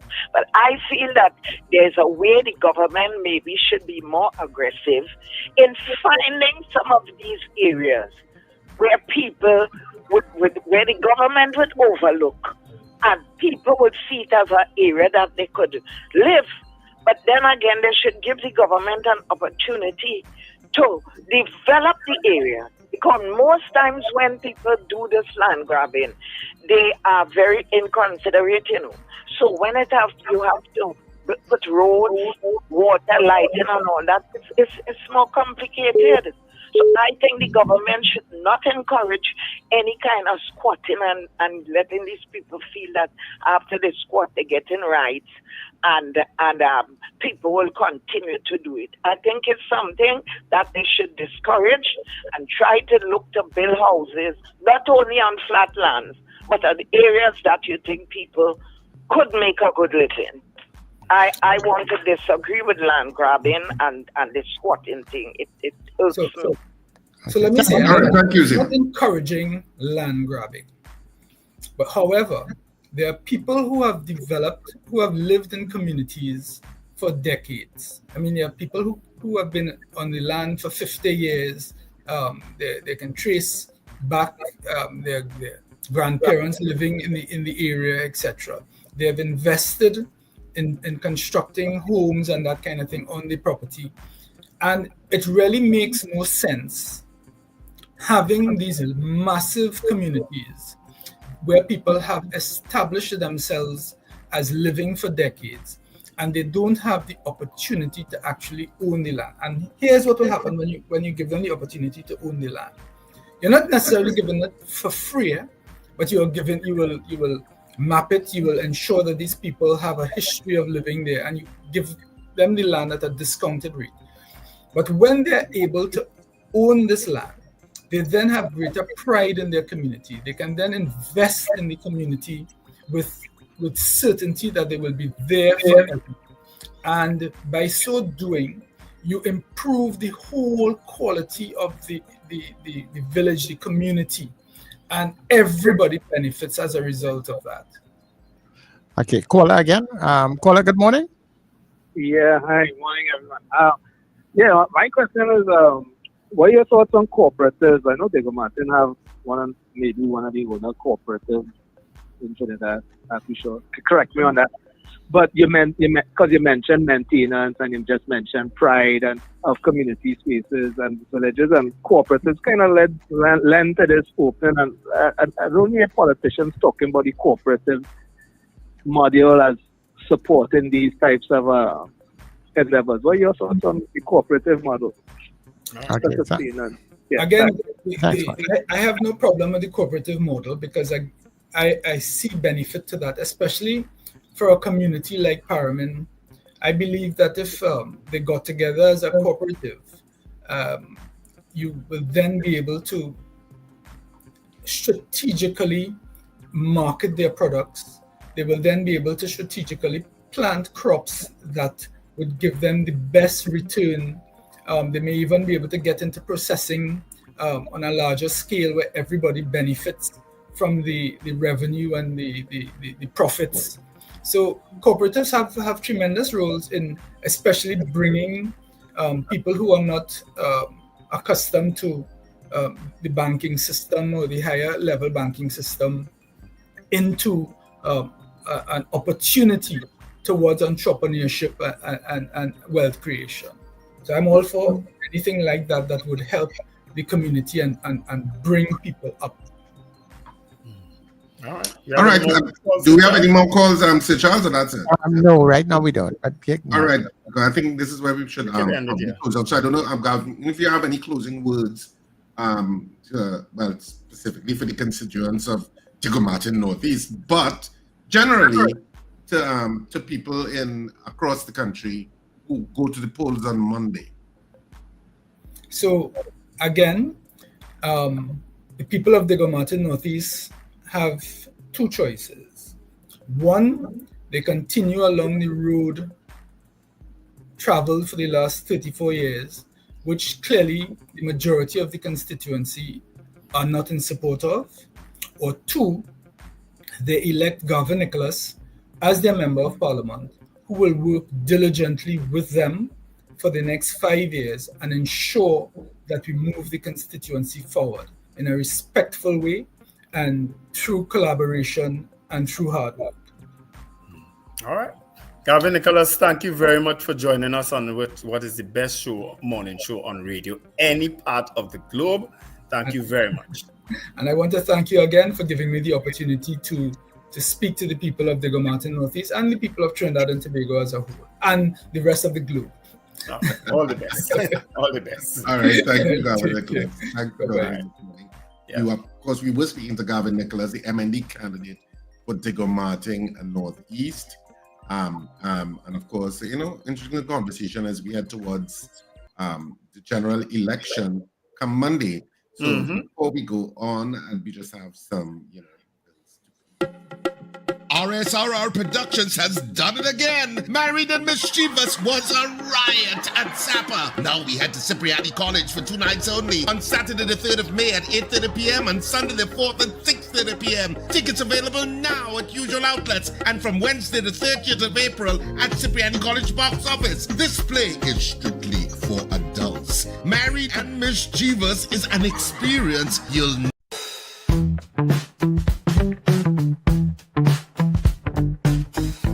S&H Rumbox, 137 Western Main Road, St. James, for all your retail and wholesale needs for alcohol and non-alcoholic beverages. Call us at 686-0599 or visit us at 137 Western Main Road, St. James. S&H Rumbox, drinking out of the box. Of course, this is where we wrap up the breakfast show this morning on New Era TT Radio. So thanks for joining us for the entire week. Of course, we'll be back on Monday, D-Day, in terms of the general elections as people head to the polls. And of course, as we end the show this morning, exercise your duty in terms of voting. And of course, whomever you believe best fits your perspective of the future of Trinidad and Tobago. Of course, Trinidad and Tobago belongs to all of us collectively, and you really want us to be optimistic. I always get, I'm very competitive. If you've been listening to us over the years, I've been very competitive about Trinidad and Tobago topping the benchmarks in every category across the planet. And so anytime we are not less than, I get upset. And I'm always competitive. I'm always looking at where are we? Are we number one? Where are we on whatever, whether it be press freedom, whether it be transparency, whether it be whatever it is. So, you vote on Monday, vote, I suppose, whoever you want to vote for, that's your choice. But let it be that the Trinidad and Tobago's future and the future for the generations that come after us be paramount in your mind, whichever party you think fits that perspective for you. Be safe out there over the weekend. Be safe on Monday when you're going to vote, wherever you're going to vote. And above all, the weekend has begun, and you remember to smile and laugh. It's great for you. Well, I think a lot of people know how I feel about the elections and the party that I support. So the choice is very clear on Monday. You either go back to a 2010, 2015 scenario in Trinidad and Tobago, or you move forward with a bold new chapter under Stuart Young. That choice, to me, is very, very clear. You understand? So go out and exercise, as Richard said, go out and exercise your civic duty on Monday, please God. And we have to all live in this space after, regardless of whomever is in power. We have to live in this space, and we have to do what's best for Trinidad and Tobago at the end of the day. So folks, have an absolutely wonderful weekend. I will see a lot of you all in Etihad Wrong on Saturday. And remember, did I go the One correct life on chair. One life, live it. I hope you all got that correct, right? One life on chair. Yes. All right, so this is where we wrap it up on the breakfast show this morning. And of course, this has been the breakfast show on New Era TT Radio. Yeah.